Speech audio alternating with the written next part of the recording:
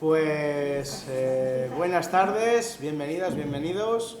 Una semana más, ya nos queda solamente la de la semana que viene, que la vais a disfrutar también enormemente, también en la sede del Ateneo. Y ahora voy a conectarlo el micro. Y antes de dejar hablar a la gran Maite Álvarez Clavijo... Se ha puesto el tamaño. Bueno, pues, no te preocupes, que yo de tamaño también voy distinto. Vamos a decir distinto. Recordaros que este sábado tenemos la última de las salidas de campo. Haremos una visita por las arquitecturas defensivas de Logroño. Además, tenemos permiso para entrar dentro de lo que es el recinto del Rebellín y además ya lo diré, en Balbuena, con lo cual se va a añadir ese puntito extra, así que está todo el mundo invitado. Y bueno, pues qué decir, ¿no? De una gran historiadora, de una gran profesional que bueno, nos va a ilustrar, creo que como todos los componentes que han estado dándonos sus conferencias, y no te quiero robar ni un instante más. Gracias, Isa. ¿Qué? No, gracias no, las que te mereces. Bueno, vamos a ver si se me oye bien. Vale, a ver. Si me paso mucho con hablar, chillarme, que después de haber llegado tarde, en fin, ya lo siento, ha sido el tráfico, ¿eh? No había manera de poder salir de casa. En fin, vamos a ver. Bueno, lo primero, muchas gracias a Alier, Teresa, Isaac, Teresa, en el orden que queráis, por haberme invitado a estas jornadas. La verdad es que me hace mucha ilusión el poder salir de casa y poder hablar de estas cosas que tanto me gusta, para que no nos vamos a engañar. Así que muchísimas gracias a los dos. Por otra parte, gracias al Ateneo, que nos acoge una vez más aquí. También ellos están de celebración y esperemos que sigan funcionando como ahora, como siempre, porque son un punto importante en esta ciudad para acoger todo este tipo de actos culturales. Entonces, pues bueno, después de un tiempo sin celebrar... Sí, mejor así, tranquilo. Sí, tranquilo. Después de tanto tiempo sin celebrar nuestras queridas jornadas de arte, de verdad, pues por fin este año aquí estamos y esperemos que podamos seguir con ellas para adelante, porque creo que a todos pues nos gustan. Ya iremos viendo luego en otros años cómo van las cosas, ¿verdad? Pero este año pues así han sido y yo espero que todos los que estéis participando en ellas pues las estéis disfrutando. La verdad es que hoy deberíamos de estar aquí Diego Tellez y yo, pero claro, Diego Tellez por un lado está liadísimo y por otro lado él mismo reconocía que de castillos pues tampoco es lo que más ha investigado en este mundo. Entonces él me decía, oye, yo creo que eres tú mejor la que puede hablar de ello, luego te cedo a ti la historia y aquí me ha dejado a mí con ello. Entonces, pues bueno, yo ya siento que él no esté porque creo que también podía haber compartido este tema, pero bueno, así estamos. Así que yo os cuento hasta dónde puedo llegar.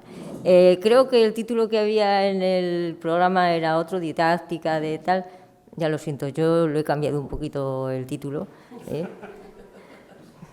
Bueno, murallas y castillos riojanos, su investigación histórica, a fin de cuentas, va por ahí también el tema, ¿no? A ver, no os voy a hablar de todos los castillos que hay en La Rioja, ¿eh? A ver, estar tranquilos, que tenemos que ir a dormir, a cenar y estas cosas. Entonces, esto va a ser algo, espero que más llevadero. La verdad es que en los últimos años, reconozco que en los últimos 20, 30 años, que ya vamos cumpliendo años, he tenido la suerte de poder investigar algunas murallas y castillos. Pensando que seleccionaba, pues hombre, tampoco ha sido fácil, pero claro, decía, bueno, de Logroño no voy a hablar porque hace 4 días que ya hablé de Logroño, además aquí mismo, vais a hacer la visita guiada a Logroño, tampoco es plan. San Vicente de la Sonsierra ya os lo ha contado Pedro hace 2 días, en fin, había temas que me parecía que tampoco era bueno volverlos a repetir, ¿no? Entonces, lo de Logroño ya me da pena, ¿eh? Pero bueno, un poco por cambiar. Yo voy a intentar explicaros 4 temas en los que he investigado y que, bueno, pues la forma en la que hemos podido abarcarlos y acceder a ellos. Y desde el principio os puedo decir, como también sabe Micaela, bueno, y sabéis todos los investigadores, los temas no se acaban nunca, jamás. Porque por mucho que pensemos, bueno, este tema ya he mirado todo lo que hay, no. Esto no se acaba nunca, os lo puedo asegurar, ¿eh? Entonces, lo que he hecho ha sido seleccionar la muralla de Navarrete y el castillo de Navarrete y la muralla de Santo Domingo de la Calzada como dos murallas de... Bueno, una la pobre que... ¿Alguno se ha fijado alguna vez que en Navarrete hay muralla? Pocos, ¿verdad? Porque realmente uno pasea por Navarrete y dice, ¿y aquí dónde está la muralla? Bueno, pues en Navarrete hay una muralla, ¿eh? Aunque parezca mentira, o había, porque ya con lo poco que queda de ella, pero, en fin, había. Y luego hablaremos un poquito también del castillo de Agoncillo y del de Leiva, porque son dos castillos señoriales que, como veréis, tienen una casualidad muy curiosa. Luego os la cuento, ¿vale? Entonces, esos son los 4 ejemplos que he decidido coger y, bueno, al final, si hay alguna pregunta o alguna cosa que queréis hacerme, si yo la puedo contestar, pues a ella iremos, ¿vale? Vamos a ver. Empecemos por Navarrete. Bien, hace ya no sé ni cuántos años, en Navarrete, como se iba a hacer obras en una zona que se supone que había muralla, el ayuntamiento me pidió que hiciera un estudio histórico para poder saber qué había sucedido con aquella muralla. Y claro, ¿cómo te enfrentas a esa muralla? Pues la única solución era mirar para empezar las actas municipales. Las murallas son municipales. Esto es algo que parece que, por ejemplo, en Santo Domingo de la Calzada, que luego veremos, no les termina de entrar en la cabeza a los de Santo Domingo, a los vecinos de Santo Domingo de la Calzada, a los propietarios que tienen casas pegadas a la muralla.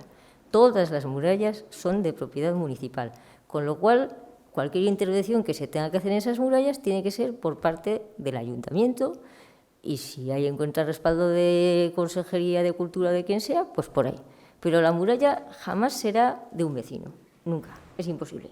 Que haya cogido y se haya quedado con un cachito de torre o con una muralla en un despiste de uno que pasaba por allí, pero no, o sea, tú vas a ir al registro de la propiedad y no vas a encontrar registrados a tu nombre porque la muralla es que nunca ha sido un elemento propiedad particular, ni de ningún vecino, es del ayuntamiento. Entonces, para estudiar la muralla de Navarrete, pues acudir a las actas municipales lo primero. Luego, por supuesto, habrá que ir a mirar protocolos notariales y ya veréis cómo cualquier otro detalle nos va a servir al final, incluso la heráldica, para poder conocer datos relacionados con el castillo y la muralla de Navarrete. Aunque al final tenemos que ir fijándonos en pequeños detalles, en pequeñas cositas que siempre nos van a ayudar en la investigación. Tuve la suerte, eso sí, de que cuando fui a hacer este estudio, justo se estaba catalogando el archivo de Navarrete, el archivo municipal, con lo cual, sí, esto ya fue,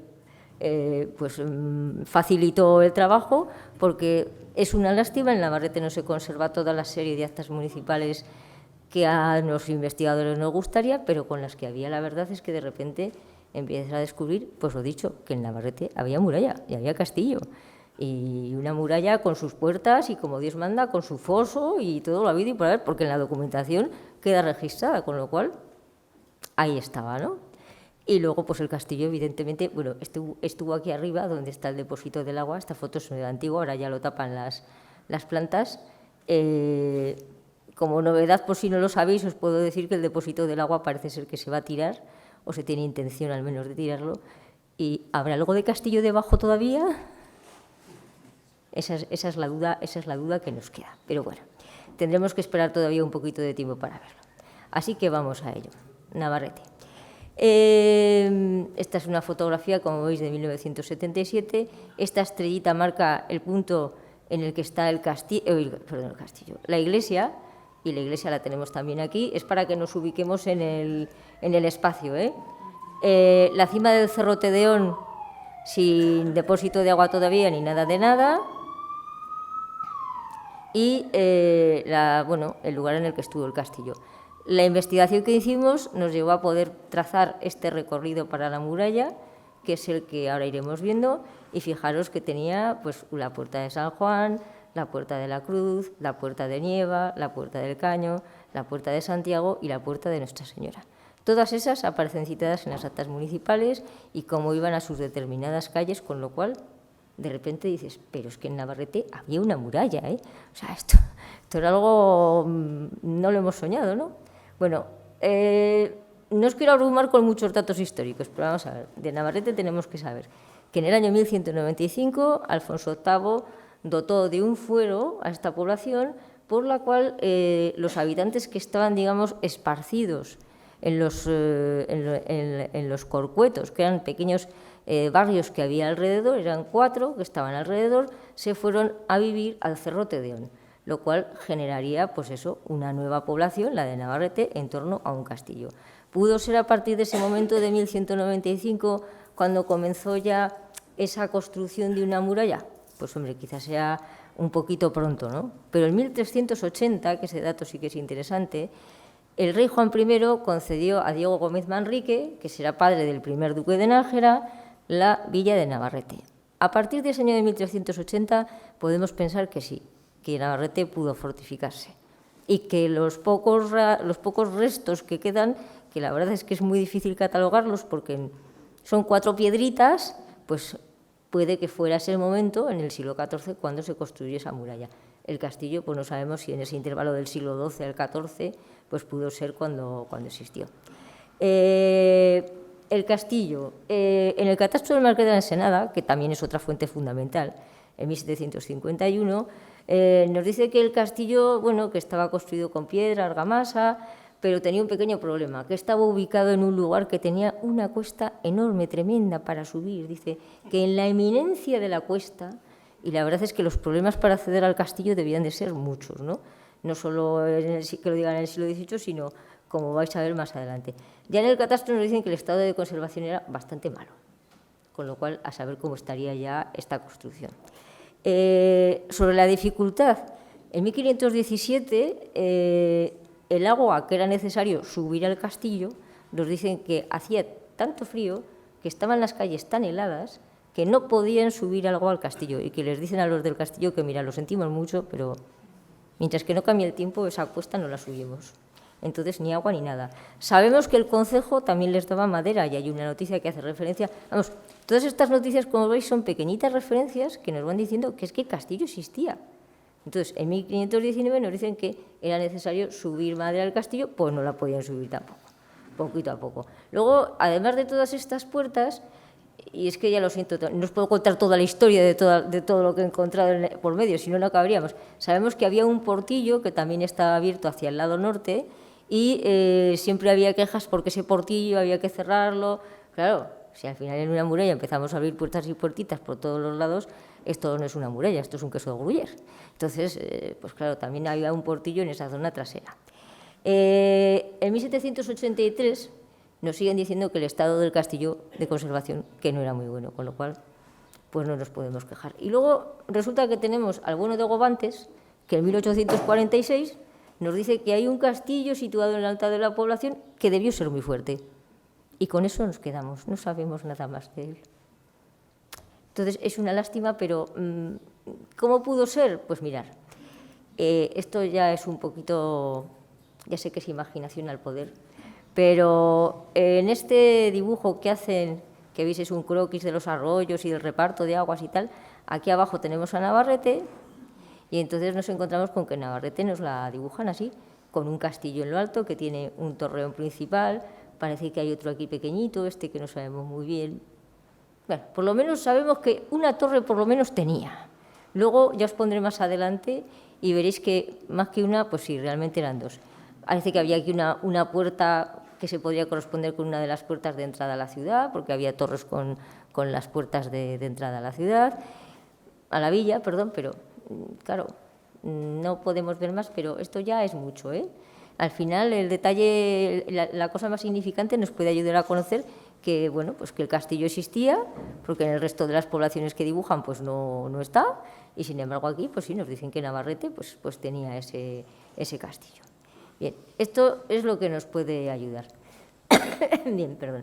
Si nos vamos a una fotografía antigua, pues seguimos viendo que el castillo, ya veis, no estaba, el cerro estaba vacío, por eso la historia es esta, si ahora al quitar ese depósito del agua aquí saldrá algo o no.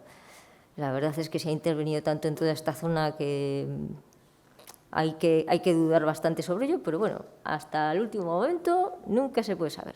En Ausejo, por ejemplo, cuando se hicieron obras hace unos años, a pesar del depósito de agua y toda la historia, pues aparecieron restos de del castillo, de uno de los cubos del castillo, o sea que había fotografías antiguas en las que se veía que el castillo había estado ahí arriba y salieron restos, así que no hay que darlo por perdido. Entonces, vamos a ver qué es lo que sucede con esta muralla. Como os he dicho antes, la muralla tenía esas 7 puertas con sus portillos que los vecinos iban abriendo cuando querían. Sabemos que había una cava porque siempre aparece en la documentación cómo se ensuciaba, había que limpiarla. Bueno, tenía 100.000 problemas y la construcción, desde luego, como vais a ver, por lo poco que queda y a primera vista, pues era una construcción de materiales muy desiguales. Vamos a ver. Bien, tomando un detalle de esa fotografía antigua, entre la puerta de Nieva y la puerta del Caño, que es, bueno, la puerta del Caño es la que accedía a la iglesia, y la otra que estaría aquí, en esta zona. Este edificio, para que os ubiquéis, es el que ahora se dedica al albergue. Pues tenemos aquí un resto de muro de sillería con una serie de apoyos que... Bueno, pues esta línea es la línea que marcaba la muralla, os lo puedo asegurar. Por allí iba la muralla, el problema es que, claro, al construir las casas encima, todo esto, adiós. Y luego ahora vamos a ir viendo fotografías actuales, con lo cual, pues ya me diréis qué es lo que ha quedado de la pobre muralla. Prácticamente nada. A ver, perdonad.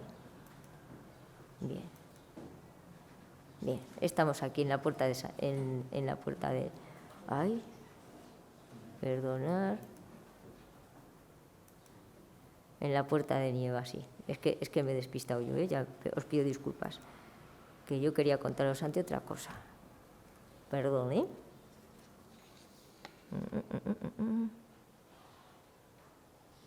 Un momento. Bien, sí. Sobre las puertas de la muralla. Quería yo contaros antes otra cosa. Empezando por la que hay que empezar, la puerta de San Juan. La puerta de San Juan, que es la que está más en el extremo, que estaría más por allí perdida, actualmente no queda nada, ni miga de ella. En 1543 sabemos que estaba en muy mal estado y que tenía su cava, ¿Qué sucede? Que las piedras de la puerta se estaban cayendo a la cava. Los vecinos se las llevaban. Normal. La piedra, una vez que se cae, la volvemos a utilizar, ¿no? Entonces, en 1549 hay bastantes quejas para volver a construir esa puerta de la muralla y se encarga al cantelero Toribio Montañés que construya una nueva puerta que además estaría rematada con sus almenas, con lo cual aquí hubo una puerta que sería una torre, seguramente, rematada con sus almenas. En 1550 sabemos que se abrieron los cimientos para abrir esa puerta, con lo cual se construyó, no hay ninguna duda, y siguió existiendo hasta 1820-1822, año en el que decidieron eliminarla por completo y construir en esta zona un cementerio. Ya veis, como era necesario sacar el cementerio de la iglesia, porque en esa época era el momento en el que ya desde el siglo XVIII se había prohibido que los enterramientos se hicieran en el interior de las iglesias, pues los cementerios iban a parar fuera, a otros lugares un poco alejados. Entonces dijeron, bueno, pues aquí. Entonces aprovecharon la piedra de la puerta de San Juan y la piedra de la puerta de Nuestra Señora, y aquí construyeron un cementerio que se llenaría enseguida, por cierto, y después de una epidemia de cólera, creo que en 1885, tuvieron que eliminar y construir el cementerio que actualmente conocemos en Navarrete, con esa portada medieval, con los restos que sacaron del otro lugar. Luego esa puerta, en 1820-22, desaparecida, ya no sabemos nada de ella. La siguiente, que sería la puerta de la Cruz, sabemos que en 1576 hay una primera referencia a ella porque el ayuntamiento decide alquilarla a un herrero, y a partir de ahí el famoso herrero no hace más que dar guerra en todas las actas, porque hay veces que los alquileres salían caros, ¿eh? Entonces hay continuas referencias al herrero y a los problemas que tenía con el concejo, bueno, en fin. Pero bueno, la puerta ahí siguió. Y luego la siguiente, la de Nieva, entre la de Nieva y la del Caño. La de Nieva, fijaros, esta sí que tenemos referencias más antiguas. La primera es de 1524. Y tenemos referencia ya porque en el exterior había una olla en la que tiraban la basura. Entonces, bueno, pues por lo menos sabemos que en esa época existía ya. En 1543, al igual que sucedió con la de San Juan, pues que se nos caía la puerta. Si es que estas cosas con el paso de los años es lo que tienen, ¿no? Entonces, a pesar de todo, la reconstruyen, y el mayor problema que se les planteaba es que, claro, esa puerta que estaría aquí, en esta zona, tenía una calle muy estrecha y muy en pendiente para llegar hasta allá si los vecinos querían pasar. Claro, esto eliminarlo, esto no estaría, aquí tendría que haber un puente para poder pasar el foso o la cava, y entonces las calles estas eran tan estrechas que lo que hacían era obligar a la gente a que no abriera puertas a esas calles, y sobre todo también les decían que no pusieran animales en medio, porque si no era imposible poder pasar por ellas. Entonces ese era el mayor problema que tenían. Claro, aquí ya empezamos a ver cosas de nuestra muralla. Ya veis, en 1993, el edificio que ahora es albergue, cómo estaba, hecho migas, con todo este montón de hormigón aquí que no dejaba ver absolutamente nada detrás. Entonces, hoy ya está restaurado y, claro, vemos en la parte inferior un aplacado de sillería totalmente nuevo, pero detrás, en la parte superior, una serie de hiladas de sillares más o menos regulares que no coinciden con nada y que van a parar a este contrafuerte, con lo cual esto es lo que coincide con lo que veíamos en esa fotografía antigua y que nos lleva a pensar que esto pueden ser los restos de la muralla. Lo que sucede es que, claro, con el paso de los años, la gente en Santo Domingo, aunque no hablemos de ello muy a fondo, sucede lo mismo. Se ve claramente en la documentación cómo primero la gente construye su casa pegada a la muralla, luego la construye en el otro lado o encima, y al final la muralla pues desaparece en medio del caserío. Pero claro, si no llega a Navarrete ahora y ve esto, no piensa que esto sea la muralla de Navarrete para nada. Así que ahora, cuando volváis a ir a Navarrete, miradlo con otros ojitos. Fijaros en este trocito siguiente, que este sí que tiene ya más miga, porque esto lo han restaurado hace 2 días. No sé en qué momento habrá sido. Así estaba cuando yo hice el estudio de la muralla. Claro, esto era una sillería que estaba aquí la pobre, pues sí, tenté mientras cobro, pero más parecido a este tipo de aparejo, sí, que hay aquí en esta zona, y lo que han hecho ha sido poner todo este aplacado de piedra. ¿Y ahora dónde está la muralla? Pues ya no la vamos a poder ver. No sé en qué momento se ha hecho esta intervención, pero desde luego, pues ya veis que un desastre. Todo esto en la calle de la Cruz. No sé, debe ser esto ya el siglo. Bien, siguiendo con la calle de la Cruz que veíamos, ahí veis, pues eso, toda esta murallita, todos estos restos que había aquí, pues ahora tenemos todo este aplacado de piedra tan bonito, con lo cual la muralla ya no la busquéis porque no la vamos a encontrar. Es una desgracia, pero es así. Y para finalizar la intervención aquí que se hizo, pues en 1571, Chueca Goitia hizo este último trocito de aplacado de piedra, que ya es el que más se ve cuando vamos allí, y nos colocó el capitel de la lucha de Roldán y Ferragut, que Cilleru Ulecia había encontrado por allí perdido. Dice que hay un libro en el que dice que lo encontró al lado del cementerio. Yo no sé, esto igual Minerva, que está por ahí, también nos podría iluminar más del tema. Yo digo que si esto no habrá salido de las ruinas de San Juan de Acre, que sabe nadie, porque por mucho que este hombre diga que lo encontró al lado del cementerio, pues es que si no, no tiene mucho sentido, ¿no? Pero bueno, el caso es que aquí nos lo colocaron, porque en el cementerio, pues además de la puerta y la ventana, como luego aparecen por allí, ¿verdad?, capiteles perdidos y restos perdidos, pues bueno, Cilleru Ulecia además es graciosísimo, porque en un librito que tiene, no sé si es el de los Corcuetos, otro dice que, bueno, me fui a Argentina, yo ya lo había visto allí, el capitel, y cuando volví allí seguía y lo saqué. Y dices, joder, desde luego esto, madre mía, madre mía. Bueno, pues aquí tenemos el capitel de Roldán y Ferragut colocado ahí en la muralla, o en lo que fue la muralla, que muralla que ya no tenemos, pero capitel, pues que, bueno, que representa esa batalla del gigante Ferragut con Roldán, que ya, bueno, la leyenda yo creo que la conocéis, ¿no?, que al final se hicieron amigos, el gigante le dijo que mira, mi punto débil es el ombligo, y al final pues Roldán, el caballero, mató al gigante en la batalla. Aquí uno no se puede fiar de nadie, pero bueno, pues allí tenemos este estupendo capitel románico, que por lo menos el capitel no se ha perdido. Bien, sigamos. Siguiendo con nuestro recorrido en la muralla, seguimos por la calle de Santiago, ese camino de Santiago que tenemos en esta zona, dejamos la puerta del Caño y llegamos a este otro espacio. Vamos a ver. Seguimos eso con la puerta del Caño, entre la puerta del Caño vamos a seguir entre la puerta del Caño y la puerta de Santiago. para que nos ubiquemos todos. La iglesia la tenemos aquí detrás, aquí está el edificio del ayuntamiento y de la Puerta del Caño a la Puerta de Santiago. Aquí también había muralla. Vamos a ver si podemos verlo, tú. Ya lo siento, ya está, las tecnologías. Bueno, pues ya veis, aquí todavía quedan, aquí está el ayuntamiento, la Puerta del Caño quedaría justo allí, y entonces todos estos restos de sillería que sí que están más o menos sin tocar, pues estos sí que podrían ser los de esa muralla tal vez construida en el siglo XIV. Ya veis que es un aparejo muy desigual. Sin embargo, llegamos aquí y nos encontramos otra vez con un aplacado de piedra en la parte superior y aquí encima una sillería que en 2001 no se veía, pero de repente parece que sí, que debajo había una sillería más o menos homogénea, con lo cual vemos una muralla construida en épocas muy distintas, en momentos diversos, porque es que es lo normal, las murallas se caían, se levantaban y esto había que hacerlo así. En 2022, claro, hay aquí un cambio sustancial y es que toda la parte superior de lo que era la muralla, pues ya veis, aquí se le ha pegado un rebaje, que yo no sé en qué momento se ha hecho esto, si ha habido seguimiento arqueológico, si no lo ha habido. Yo no sé cómo era el otro lado de la muralla, porque yo desde luego no pude acceder a verla en su día, con lo cual pues nos hemos quedado también sin otro trocito de muralla. Si es que aquí las intervenciones muchas veces van así un poquito a salto de mata y es una lástima.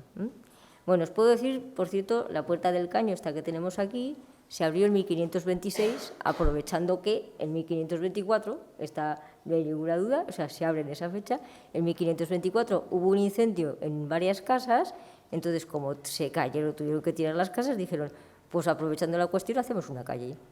Hacemos una calle y una puerta nueva y como la iglesia la iban a construir en esta zona, pues así ya tenían un acceso más rápido hasta la iglesia. La ocasión, pues fue así de sencilla. Bueno, y ahora vamos a ver otra desgracia de puerta, ya lo siento. Es que en Navarrete de verdad que la muralla hay veces que da, a ver si el ratón se nos deja, la muralla da un poquito de pena. Vamos a ver la Puerta de Santiago.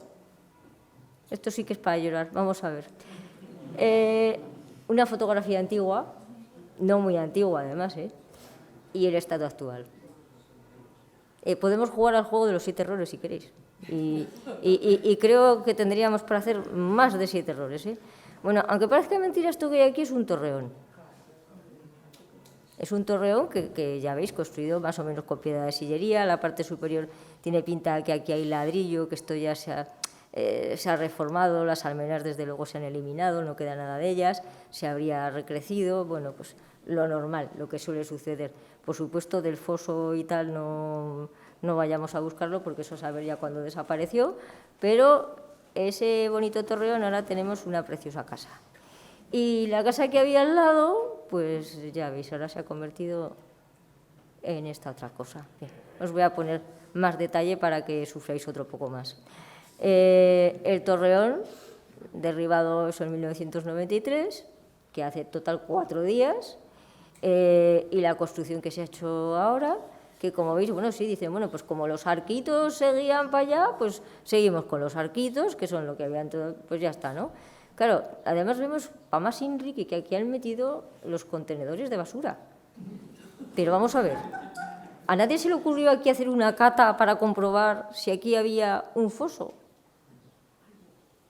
Yo no tengo ninguna noticia de que aquí se haya hecho nada, Yo, hasta donde llego a saber, no se ha hecho nada. Y bueno, sí, podemos ver, eso sí, tenemos suerte, podemos ver en la parte inferior restos de algunos sillares, que serían pues estos que vemos aquí, porque claro, esta puerta, ¿para qué sirve? Para entrar a una bodega. Y claro, la bodega no la íbamos a tirar. O sea, cuando paséis por aquí, perdona, cuando paséis por toda esta zona que hemos ido viendo trocitos de muralla, todas esas puertitas pequeñitas que veis son entradas a bodegas. Si no, ya el resto de la muralla lo poco que se ve de la muralla habría desaparecido por completo porque no es necesaria, esto es así. Entonces, pues, en fin, ya veis, un desastre. Bueno, pues lo que pudo ser un torreón del siglo XIV y lo que es una casa del siglo XX, preciosa, con sus miradores. Bueno, la casa de al lado, que es que tampoco es para asustarse tanto,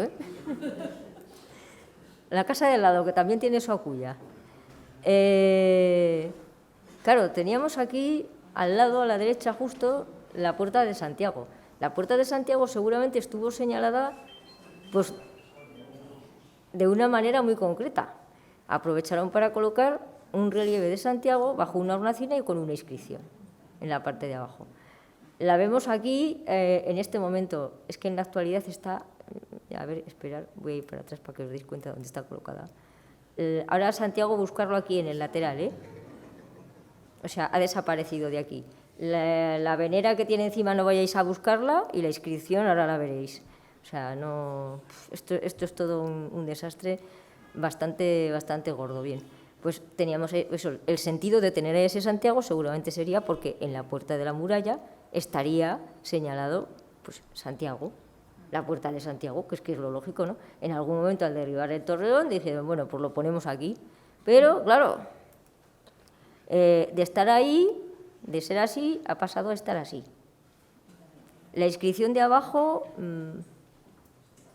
desaparecida en combate, sí, pone por este real camino y ante esta urna centenaria se postraba el peregrino en su ruta a Compostela. Y eso es lo que ponía aquí también, estaba muy borroso, pero estaba. Lo interesante además de esta inscripción, bueno, luego encima tenemos a Santiago, que, vamos a ver para que veáis, pone Santiago, no hay ninguna duda de que este buen hombre es Santiago, o sea que esto es así, y claro, pues eso nos estaba señalando la Puerta de Santiago.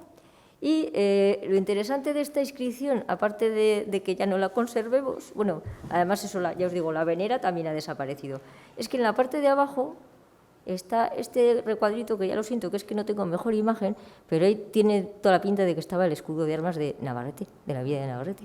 Y por eso digo que la heráldica muchas veces también nos puede ayudar a saber qué cosas han existido, porque ¿por qué se define Navarrete? Por su castillo y su muralla.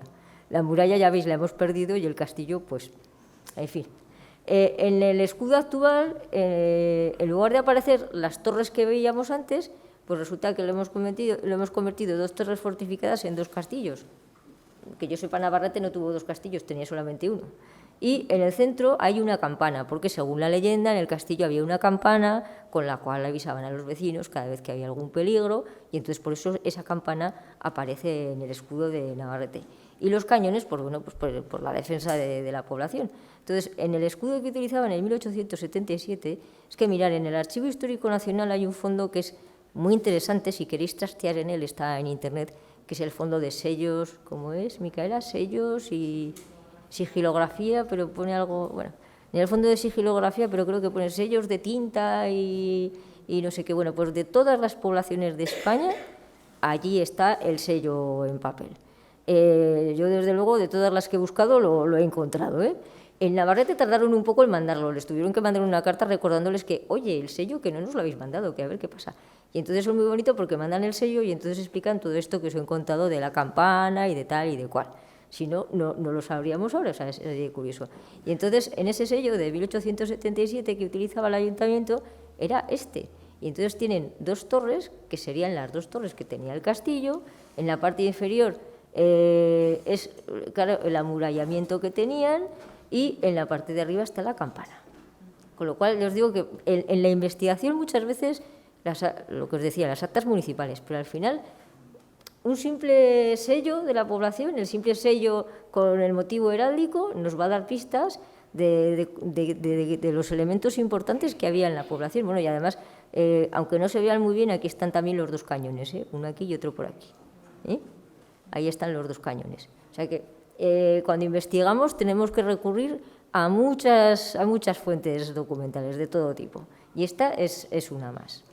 Bien, por si acaso no lo tenemos claro del todo el escudo de Navarrete, en la portada de la iglesia, bueno, tenemos 2, una a cada lado de la hornacina en la que está la Virgen, y veis, aquí se ven las 2 torres, la puertita con un arquito y los 2 cañones.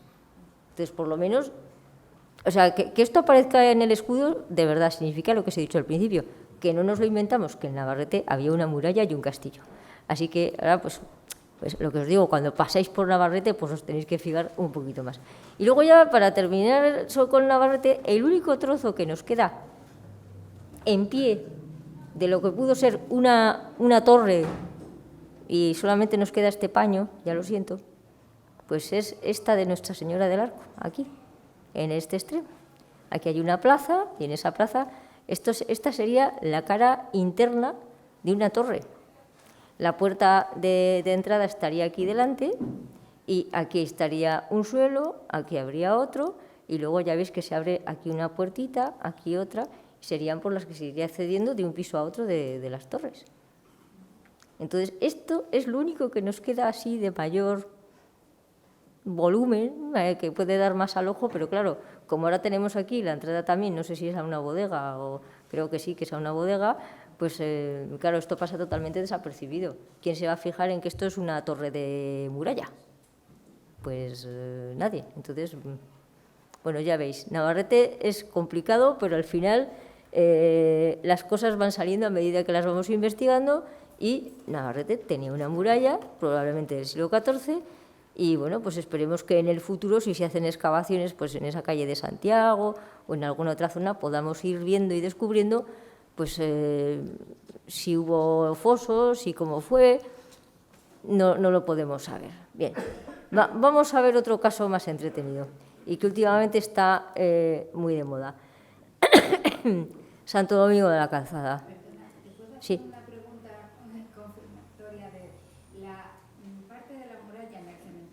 Sí. Yo hice una visita de esta relámpago. Sí. ¿La puerta del cementerio se confirma que es parte de la muralla? Perdón. A ver, la puerta de San Juan, la que estaba aquí, sí. Aquí las piedras de esta puerta se utilizaron para construir aquí mismo un cementerio, en este punto. No. El cementerio actual está construido con los restos de las ruinas de San Juan de Acre, del Hospital de Peregrinos de San Juan de Acre, que ese ya es otra historia que la tenemos un poquito más a las afueras. Es una preciosidad. Sí, por eso les decía, por eso les decía que, no, sin ningún problema. Se construye un primer cementerio en 1822 en este punto y cuando se les llena por esa epidemia de cólera deciden hacer otro nuevo. Y entonces es cuando dicen, bueno, pues tenemos ahí lo de San Juan de Acre que se nos está cayendo. Además es un proyecto de Luis Barrón, del arquitecto Luis Barrón, que no es de nadie así desconocido. Pues se llevaron las piedras de San Juan de Acre para poder construir ese nuevo cementerio porque se les había quedado pequeño. Sí, hombre, a ver, pero bueno, que igual yo les he hecho un poco de lío. Bueno, vamos a ver. Nada, no, usted. Santo Domingo de la Calzada, lugar en el que tenemos muralla, pero no sabemos por cuánto tiempo. Esto yo ya, no sé, creo que como no hago un milagro el santo, la verdad es que, fuera de bromas, yo recomiendo que vayáis a ver Santo Domingo de la Calzada, que deis una vuelta por ella, que veáis la muralla, pero que si vais por esta zona, que paséis por la acera de enfrente, lejos, que no aparquéis el coche cerca de aquí. No, es que esto es en serio, está muy mal. Y por ahí tenemos a los dos arqueólogos que han estado últimamente trabajando aquí, que os podrán decir que no, es que yo no entiendo, de verdad, es que no entiendo cómo en Santo Domingo de la Calzada tienen tan poco cuajo para no solucionar este problema, porque llevan tantos años con ello y no hay manera de que mueva ficha. Y ya es un problema político, no es un problema de que no haya dinero para arreglar esta muralla. Os puedo asegurar que el año pasado había dinero para arreglarla y se lo dejaron perder. O sea, esto os lo puedo asegurar porque lo he vivido, porque lo he visto y porque además ya se ha hecho un nuevo proyecto. He tenido la suerte de poder volver a colaborar con ello, con dos arquitectos, con Pedro, que está por ahí, mi hermano, con Javier Díez Morras, porque, a ver, cuando se hacen estos estudios, desde luego, cuanta más información... Pedro, que está allá. Cuanta más información tengas, mejor. Entonces, los estudios de las murallas, de los castillos, de las casas, de lo que sea, si los estudios se hacen de manera interdisciplinar, muchísimo mejor. Entonces, hace unos pocos meses se ha entregado un proyecto de restauración de todo este muro que está, que ya os digo que es que se va a caer, que es que esto asistente mientras cobro, pues en ese proyecto ha habido arquitectos, ha habido un abogado, porque claro, aquí hay un problema, por eso os decía, o sea, que lo que no les entra en la cabeza es que esa muralla no es suya, que es que la muralla es municipal, entonces no hay manera de intervenir. Claro, por no reñir con los vecinos, al final lo vamos dejando y aquí estamos, ¿no? Que no hay manera. Y bueno, y luego estuve yo como historiadora, poco pudimos hacer, pero los arqueólogos, la verdad es que tanto Pedro como Javier Garrido estuvieron excavando aquí en una zona muy concreta, y lo mejor de todo es que ahora, desde luego, conocemos un montón de datos que antes no sabíamos sobre cómo se construyó esta muralla, eso sí. Pero de verdad os lo digo, tener cuidado. Iros, por ejemplo, a ver el torreón de Sor María de Leiva, que luego os lo enseño, que está ya restaurado, está precioso, pero esta zona a mí me preocupa y mucho. Bueno, sobre la muralla de Santo Domingo, la verdad es que mucho se habla de ella. El problema es que no tenemos los documentos, digamos, primeros, que ya nos gustaría. Las noticias más antiguas, pues mirad, nos tenemos que ir al año 1264, cuando Alfonso X señala que todas las penas que se impusieran en la ciudad, que fueran para las labores de los muros de la villa. Es en 1264. Algo de muralla tenía que haber en Santo Domingo, porque si me dice que las penas sean para los muros, algo estaban haciendo.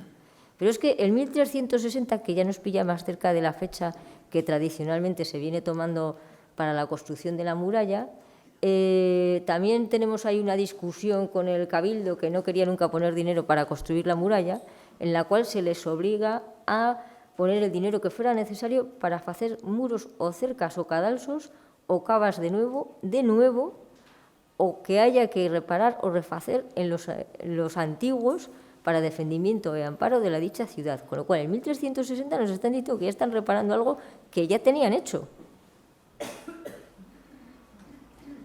Aquí ya tenemos la duda. ¿Qué es lo que había aquí? ¿Qué es lo que ha sucedido aquí? En fin, como veis, nos queda mucho por saber todavía, O sea, aparte de lo que conocemos, nos queda mucho por saber. Bueno, pues cuando me encargaron el estudio de esta muralla, fijaros, iba a restaurar un torreón en Sor María de Leiva, un torreón.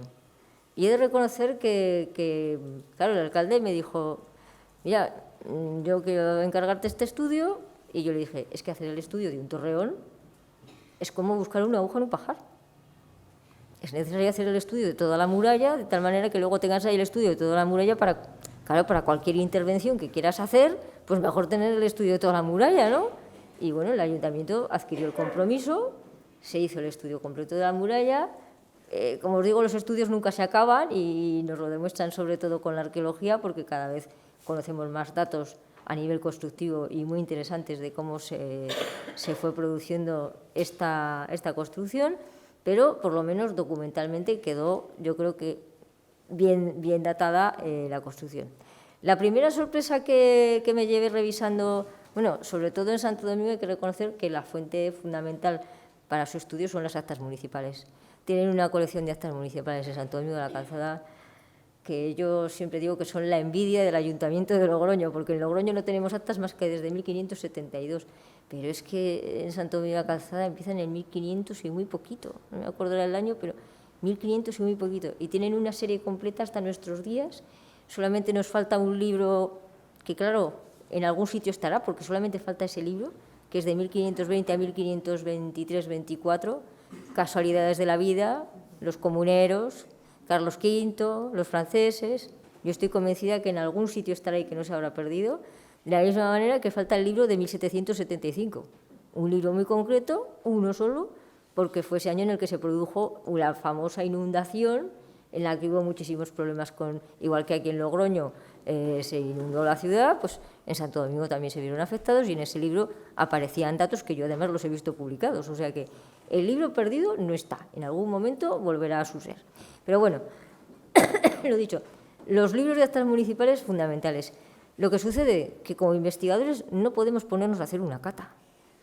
No podemos decir, bueno, pues mira, voy a mirar el de 1530 porque me gusta y luego me voy hasta el de 1580, pues no. La investigación es así. No podemos hacer una cata, tenemos que empezar por el primero y seguir hasta el final, hasta donde veamos que es necesario llegar y que aparecen referencias de la muralla. ¿Que hay que dedicarle mucho tiempo? Pues sí, ya sabemos que la investigación es así. Entonces, yo, por ejemplo, la primera sorpresa que me llevé en Santo Domingo fue la de encontrar que la ciudad estaba dividida en 2 barrios, no sabemos exactamente desde qué fecha, y en cada uno de esos barrios había 2 torres fuertes. 2 torres fuertes de las que hoy no queda absolutamente nada, pero en torno a esas 2 torres fuertes era en torno a las que giraba, al menos en algún momento, el asentamiento de la población. Estaba la torre de Barrio Viejo y la torre de Barrio Nuevo. Y de esas torres, pues a lo largo del siglo XVI van apareciendo referencias en las actas municipales. En cuanto a la torre de Barrio Viejo, pues es la que peor tenemos ubicada porque en ningún momento nos llegan a dar ninguna referencia exacta de dónde está. La de Barrio Nuevo sí, luego os digo, pero la de Barrio Viejo estaría en las inmediaciones de la calle Mayor, pero no sabemos exactamente dónde. La primera vez que la citan es en 1511 para decirnos que estaba dedicada a cárcel, con lo cual ya si había tenido alguna función de defensa la había perdido y estaba dedicada a cárcel. En 1532 seguía utilizándose como cárcel, pero fijaros que los mismos presos dicen que, por Dios, que esto estaba fatal, que los presos se escapaban, que no querían estar aquí, que la torre casi que mejor dedicarla a otra cosa porque no servía para nada, y entonces al final en 1533 deciden tirar esa torre porque es que además hablan de que estaba en medio de la calle, que estorbaba, que no servía para nada, con lo cual en 1533, claro, nos la tiran tan pronto que luego no hay más referencias, porque la de Barrio Nuevo la tiran un poquito más tarde y entonces ya quieras que no, la documentación siempre es mayor para poder ubicarla en algún sitio.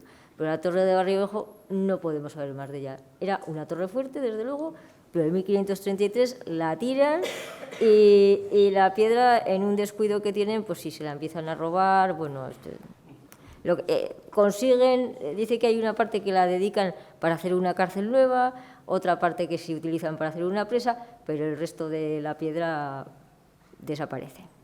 En cuanto a la puerta de Barrio Nuevo, pues con esta tenemos más suerte, porque, ¿ves? Ya os digo, como tardan más en tirarla, nos dicen que estaba junto a la carnicería. La carnicería en Santo Domingo siempre la hemos localizado aquí. Es más, de hecho, si la veis a Santo Domingo, bueno, aquí está el parador para que os ubiquéis. Un poquito más adelante, aquí está la biblioteca pública y enfrente hay un edificio en el que además tiene unas inscripciones de piedra en la fachada en la que pone que aquí estuvo la carnicería y tal. Entonces, en esta zona debió de estar esa otra torre fuerte de Barrio Nuevo.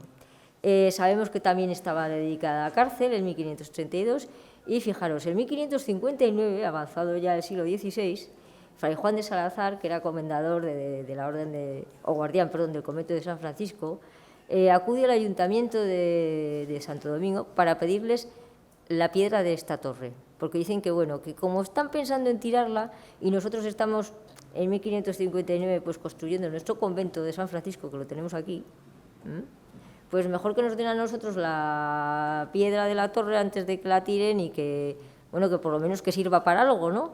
Bueno, el ayuntamiento les dijo que ni hablar, que antes nos la quedamos nosotros que se la damos a nadie, ¿no? Con lo cual, adiós.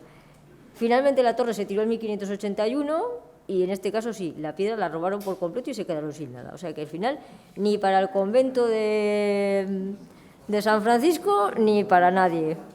Esto fue así. Pero bueno, esta fue la primera sorpresa que yo al menos me llevé al estudiar la muralla de Santo Domingo, el encontrarme con 2 torres fuertes, una a cada lado, el ver la ciudad dividida en 2 barrios, en fin, que nunca podemos dar nada por sentado en las investigaciones. La verdad es que esto siempre tiene sus sorpresas.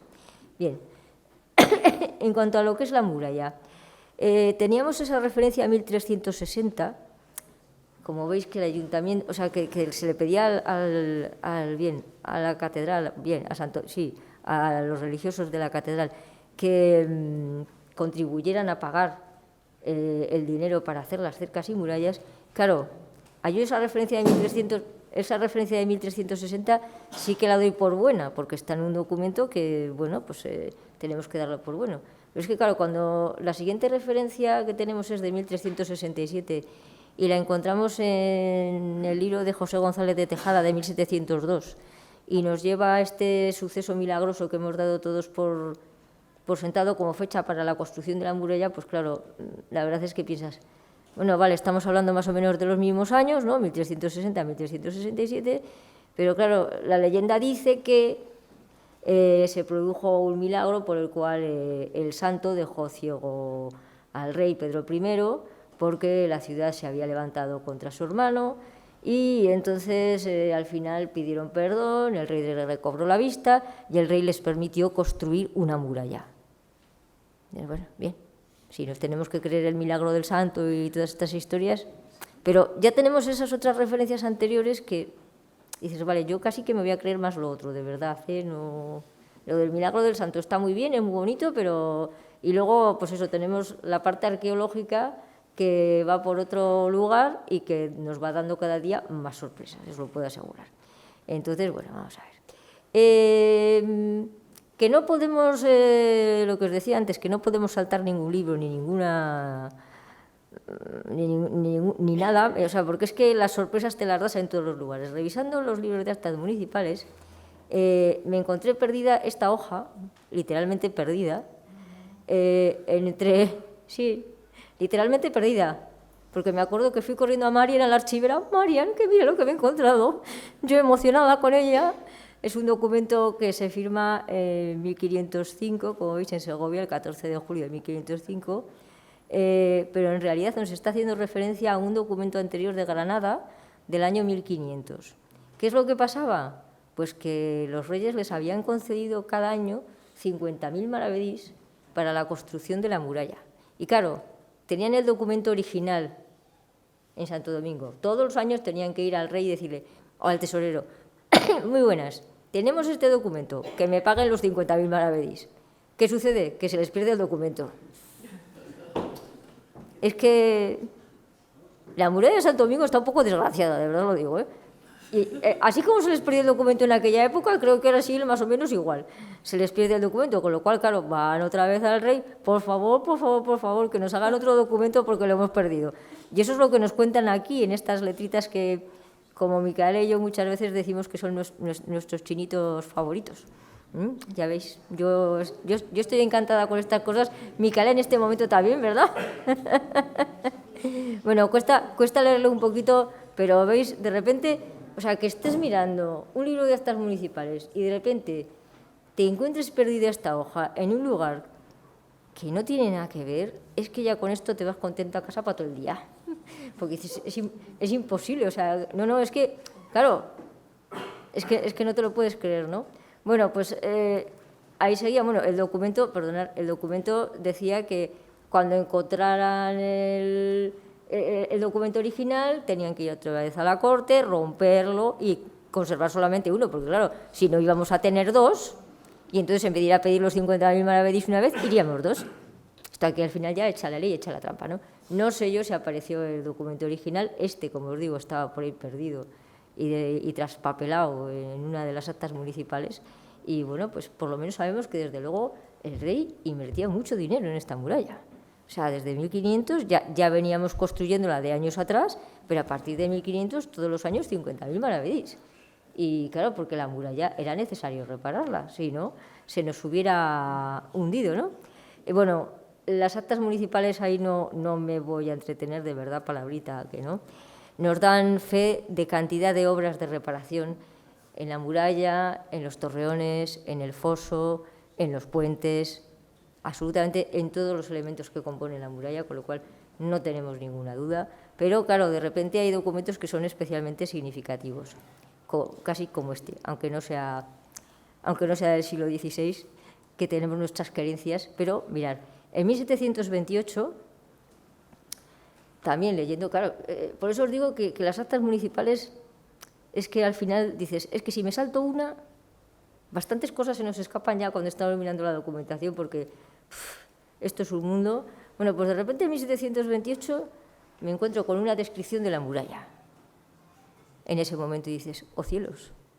Y claro, de ahí este planito que tenéis aquí, o sea, todos esos puntitos y todos esos numeritos tienen un significado. En 1728 nos dicen que la muralla estaba compuesta por 38 lienzos, por eso están estos numeritos del 1 al 38, que son los lienzos que eran de piedra de sillería o de o de tierra, porque en toda la muralla de Santo Domingo de la Calzada no fue de piedra de sillería, había muros y torreones que eran de tierra. Entonces, nos dicen que había 38 muros y 35 torreones, si no sé, puedo decir 35 cubos o torres y 38 lienzos y paños de muralla. Por eso, los torreones son todos estos puntitos rojos que veis aquí y que los hemos podido ubicar más o menos correctamente, salvo estos dos que veis verdes, porque gracias a revisar toda la documentación, a mirar fotografías antiguas, planos de todo tipo, clase y condición, pues hemos podido ubicar dónde estaban todos los torreones de la muralla de Santo Domingo de la Calzada. Entonces, de ahí este planito en el que colocamos las puertas de la muralla, todas las puertas que había abiertas alrededor de la muralla, los torreones y los lienzos que unirían cada uno de los torreones. Pero realmente, veis, pues esta descripción de 1728, pues es también un documento pues casi tan importante como ese de 1500, porque si no, también hay veces que sí, vas paseando por las calles y aquí sí que ves más o menos dónde están los lienzos, los torreones, porque todavía, bueno, pues en Sor María de Leiva se conservan, aquí está el que se restauró hace muy poquitos años, en fin, más o menos vamos viendo, pero en toda esta zona de la calle San Roque, pues la muralla se queda por aquí remetida dentro de los edificios, entonces es muy difícil encontrarla. Pero bueno, lo dicho, tenemos aquí bastante muralla. Bien, sobre la construcción, pues eso, sabemos que la muralla, pues hay lienzos y muralla de piedra de sillería, como veis, toda esta zona, que es la que os digo que está fatal, las cigüeñas que creo que se habían ido y vuelven a acampar por sus anchas, con lo cual, bueno, al final ya os pondré unas imágenes de cómo están los remates de estos torreones horribles. Lo dicho, las últimas excavaciones que se han hecho pues ayudan a saber que, bueno, intentar saber dónde está aquí el foso exactamente es complicado. Claro, primero, habría que hacer un proyecto urbanístico para esta zona. Habría que quitar los coches y la carretera y, claro, es que si no es imposible. Porque, ¿qué anchura podía tener ese foso? Pues no lo sabemos. Lo que ahora se ha excavado, pues sí, aquí pudo haber un foso, pero claro, no puedes cortar la carretera para hacer una excavación como Dios manda. Entonces, bueno, igual algún día se consigue urbanizar todo esto y por lo tanto, pues sí, podemos saber qué anchura podía tener el foso. En cualquier caso, da la sensación de que no fue un foso que tuviera la muralla ahí enfrente, otro muro de sillería construido que cerrara ese foso. Seguramente fue simplemente vamos a vaciar esto y como lo que había era tierra era fácil de sacar, con lo cual pues bueno, tenemos ese foso que rodeaba toda la muralla y toda la ciudad de Santo Domingo. Pero ya os digo que al menos de momento alguna barrera en alguna zona, delante de alguna puerta, en la documentación se cita, pero da la sensación de que el foso no tenía una construcción de sillería importante. Bien, sabemos que ahora, por los estudios que se van haciendo, que primero se construyeron los torreones y después los lienzos, con lo cual hay veces que, y en los planos que cada vez vamos viendo más, que los lienzos con los torreones no terminan de encajar a veces muy bien y que el diseño no es muy igual que digamos, ¿no? Y además en las últimas excavaciones que se han hecho nos decían los arqueólogos que, claro, van bajando, ha sido en esta zona, al otro lado, Pedro, aquí, ¿no? En esta zona es en la que han estado excavando y entonces al ir bajando lo que han visto es que los lienzos, los paños de lienzo se quedan más arriba, más colgados y los muros de las murallas bajan más abajo y que además estaba construido para estar, o sea, si ahora cogemos y decimos vamos a bajar hasta donde está la cimentación de los torreones, estaríamos cometiendo un error porque eso estaba hecho para estar tapado. Pero sí que han encontrado unos restos realmente muy interesantes. Sobre esto tenéis colgada en internet una conferencia que se dio hace unos pocos meses en la que Pedro explicaba un poco todas estas cuestiones arqueológicas en la página de Fidel Fuentevilla. Si a alguno le interesa verla, pues en la página de Fidel Fuentevilla de Santo Domingo de la Calzada están colgadas el ciclo de conferencias que se dieron en relación con los trabajos que se han hecho últimamente con la muralla. Pero bueno, eso lo dicho, tendríamos estas zonas de piedra de sillería, pero luego pues también teníamos estos torreones de tierra. Este torreón está justo enfrente de lo que era el convento de San Francisco. Ya veis que aquí hay un inicio de sillería, y lo siguiente, luego os lo enseñaré, era también otro torreón de tierra. Vemos los restos, estos agujeritos que vemos aquí, son los restos pues, de la madera que se iba poniendo para poder construir luego la tierra en el interior. Y bueno, pues eso, toda la muralla de Santo Domingo de la Calzada se fue construyendo en diferentes momentos. No, claro, por eso os decía, claro, la muralla se construyó en 1367, vamos a ver. La muralla se construyó en muchos años, a duras penas y en muchas épocas, ¿no? Y luego fue necesario reconstruirla en muchos momentos. Entonces vemos pues eso, diferentes materiales, diferentes elementos que nos van dando esa idea. Bien, también en la otra esquina, vais a ver aquí al lado de un torreón, podemos ver uno de los lienzos que también está construido de tierra. Claro, por este lado se le ha comido la casa, este trocito de muralla está aquí, esta es la parte trasera, este torreón son estos andamios que veis aquí, que es un torreón que se ha restaurado y que está justo en la esquina, una torre albarrana, y justo este tejadito que veis es el de las casas que están al otro lado, con lo cual tenemos el trozo de lienzo comido por los dos lados, pero bueno, ya veis que tiene un grosor interesante todavía y bueno, pues era de tierra, no pasa nada. O sea, es que también muchas veces nos empeñamos en conservar todo lo de piedra, pero también había cosas de tierra interesantes. Bien, rápidamente, había dos tipos de torres en Santo Domingo, las vestorres, que eran estas torres huecas, que luego cuando el ayuntamiento las fue alquilando a los vecinos para que vivieran en ellas, lo que hacían era taparlas por detrás y poder colocar sus viviendas en el interior. Pues estas son uno de los tipos de murallas, las vestorres, y luego tenemos las torres albarranas, de las que solamente nos quedan dos, esta que está en la calle Sor María de Leiva y esta otra que es la que os decía que se ha restaurado también hace poco y que es justo allí detrás donde estaban ese otro muro de tierra.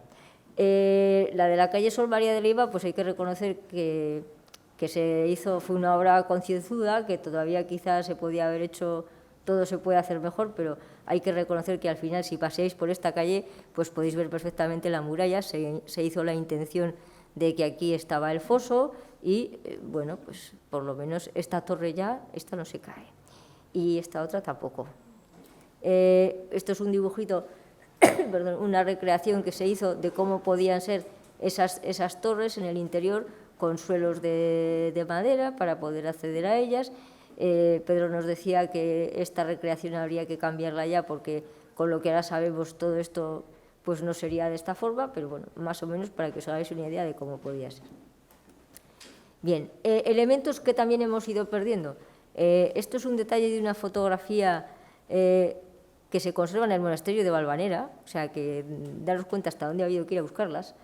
Hay una colección de fotografías buenísima de Casado, sí, Casado, ¿verdad? No, Casado, Hipólito Casas. Joder, Casado, perdonad, Hipólito Casas. Hay una colección de fotografías de Hipólito Casas que son preciosas, de verdad. Yo digo que son bonitas y el señor que dice que es Hipólito Casas dice que son interesantes. Son las dos cosas, La verdad es que hay fotos en las que, aparte de poder ver nuestras queridas piedras, pues hay también gente danzando en las fiestas del santo y a nivel etnográfico, pues la verdad es que son muy interesantes. Bien, en esta foto, por ejemplo, podemos ver el adarve, que ya no existe, porque claro, tenemos nuestro torreón aquí, que sería este, y todo esto, ¿veis?, está ya todo desmochado y no se nos ha conservado, porque aquí teníamos una puertita que está aquí y que era la puerta que servía para salir, pasear, por el adarve los soldados paseaban, vigilaban y, claro, todo esto ya lo hemos perdido.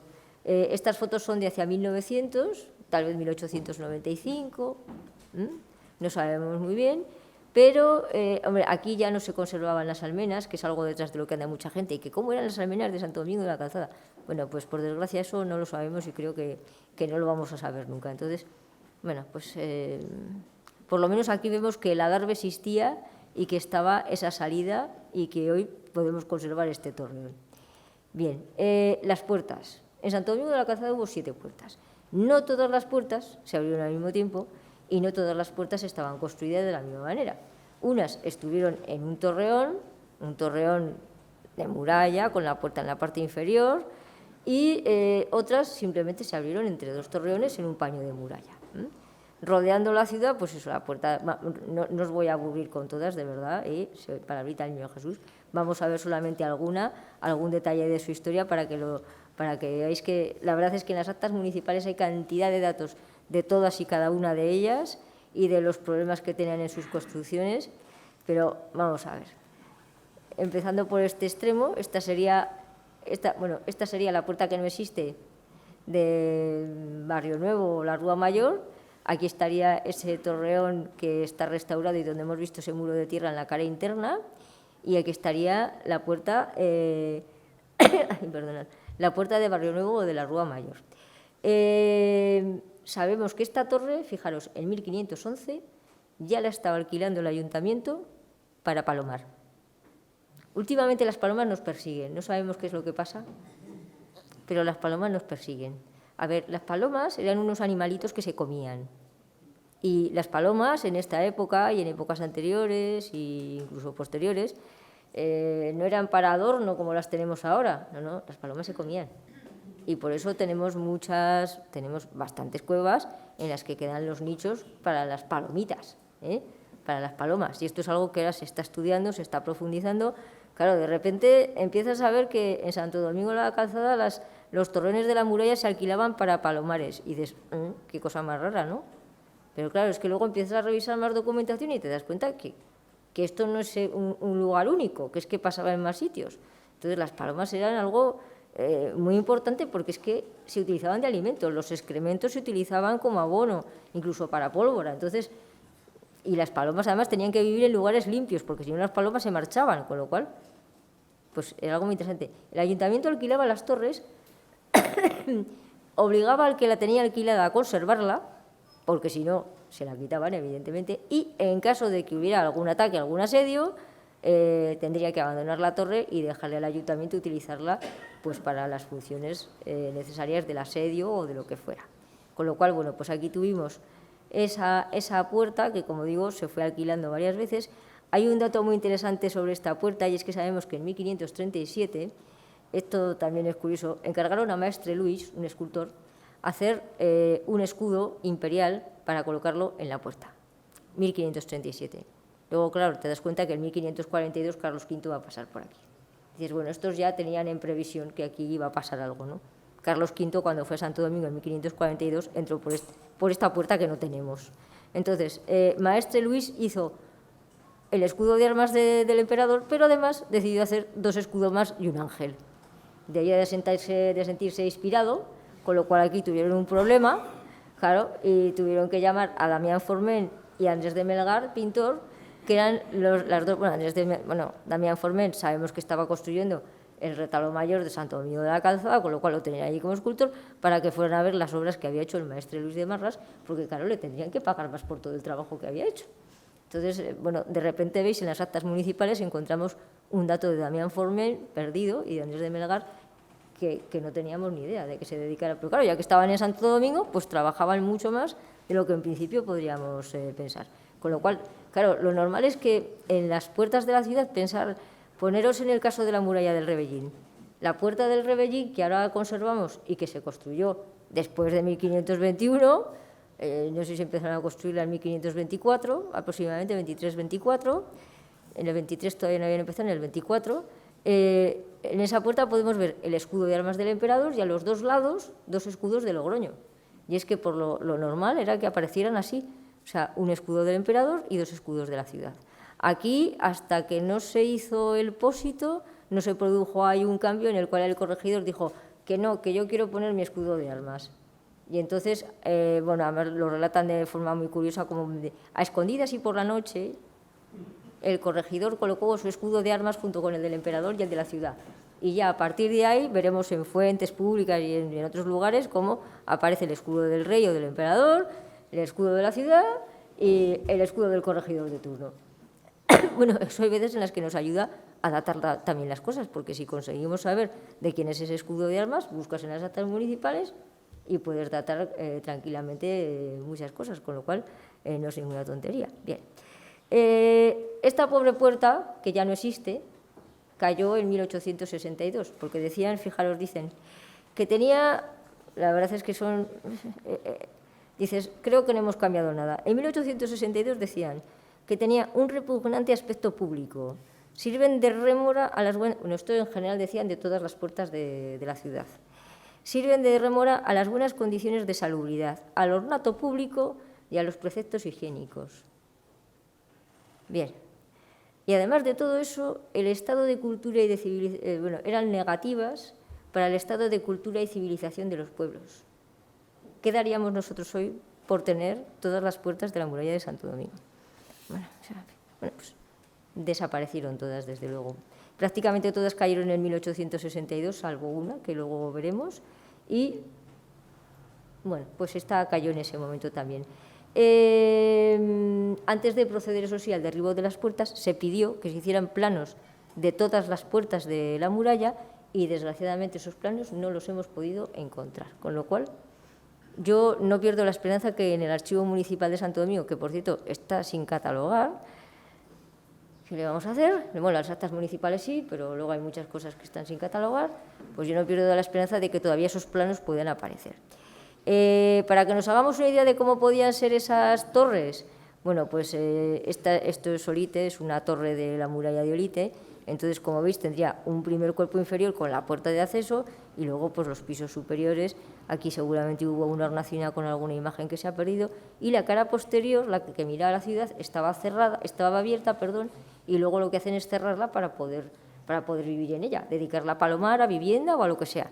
Pero este sería el aspecto que tendrían más o menos las torres que había en Santo Domingo de la Calzada delante de las puertas de la muralla. Además, delante de esta puerta de la muralla se construyó también un humilladero del que tenemos la traza, que se hizo en 1622. Casi todas las puertas de la muralla de Santo Domingo de la Calzada tuvieron delante una cruz, un Cristo, un humilladero y bueno, no me quiero detener más, que veo que es muy tarde. Bien. Sigamos con la otra puerta, la número 2, que también es muy divertida, la Puerta del Pinal. La Puerta del Pinal, ubiquémonos aquí. Aquí está el convento de San Francisco, nada queda de ella, ya veis, nada, absolutamente nada, es una lástima, pero es así. Esta puerta se abrió en 1537, ¿veis? Esta aparece en las actas municipales. En 1537 se abrió una puerta nueva en la muralla. Esta puerta, claro, tenía también su aculla, era necesario abrirla porque también luego en las inmediaciones iba a estar el convento de San Francisco, los franciscanos empezaban a tener aquí ya su importancia y, claro, necesitaban tenerla cerca de su convento, con lo cual en 1537 se abrió una puerta. Esta no fue, al no estar en un torreón, pues sería un arco, y además la describen varias veces como un arco, y en ese arco, pues bueno, será entrada y salida y ya está. Luego veremos la única, solamente se conserva una puerta de muralla en Santo Domingo de la Calzada y ya veréis que es un arco. Bien, aquí este edificio que estaba junto a la puerta era el Hospital de Mayorga, que hoy en día ya está construido todo esto. Estas fotos son anteriores a 2009 y bueno, sí que teníamos aquí un San Francisco que debajo tiene una inscripción bastante perdida en la que nos dice que fue Juan Fernández de Mayorga el que había construido un hospital en esta zona. Pero bueno, desgraciadamente del hospital, pues ya veis, tampoco queda nada más, luego fue reconstruido. Esta es una escultura que atribuyen a Guillén de Holanda, a Guillén de Holanda de 1530. Tenemos a San Francisco recibiendo los estigmas. Aquí está la palomita nos persiguen las palomas por todos los sitios, de verdad. Últimamente no sé qué pasa, que desde que hemos estado estudiándolas, digo, no me lo puedo creer, la paloma del Espíritu Santo, dándole los estigmas en las manos. En fin, aquí tenemos, bueno, del hospital no quedó nada. Bien, quiero que veáis esta fotografía de Hipólito Casas. Bien, que tendríamos aquí la entrada a la calle Mayor, restos de un torreón. Aquí tenemos el torreón de tierra, que ya no existe, y aquí es en donde está esta flechita, es donde estaría en medio de estos dos restos de lienzo, es donde estaría esa puerta del Pinal o de San Francisco, que es la que tampoco existe ya hoy en día y que estaría entre dos torreones de tierra. Bien, derribada en 1862 y, por supuesto, nada más sabemos de ella. Bien, vamos a ver. dando así un salto a la muralla, quiero hablaros de estas dos puertas, de la Puerta del Mercado y de la Puerta de Margubete. Están las dos unidas un poco en su historia. La Puerta del Mercado tiene su aculla, porque claro, el problema que tenían en Santo Domingo de la Calzada es que, claro, el mercado, sí, aquí en esta plaza, muy bien, ¿verdad? Pero ¿por dónde entraban aquí? Solamente había una puerta que era la de Margubete.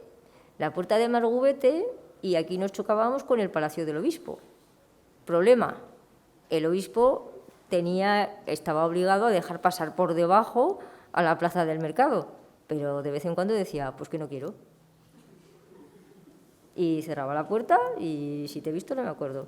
En 1510 recibió una carta al obispo diciéndole que, oye, mira, que tienes que abrir la puerta porque los vecinos si no, no pueden entrar al mercado. Pero también una vez más aquí yo, de verdad, es la dejadez de los vecinos de Santo Domingo. O sea, ya estaban así en 1510. O sea, no puedo pasar a la plaza del mercado. Tengo que abrir una puerta nueva. Pues no, señor. Sigamos esperando.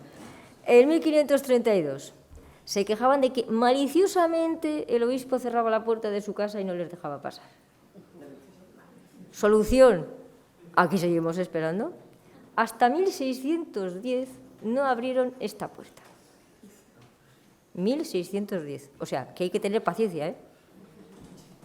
O sea, no podemos entrar al mercado, pero que es igual. Bueno, después, o sea, este lienzo, esto que vemos aquí, estos restitos de muro de sillería es el lienzo de la muralla, y lo que se hizo fue hacer este arco, que claro, lo que no sabemos luego si bajará más o...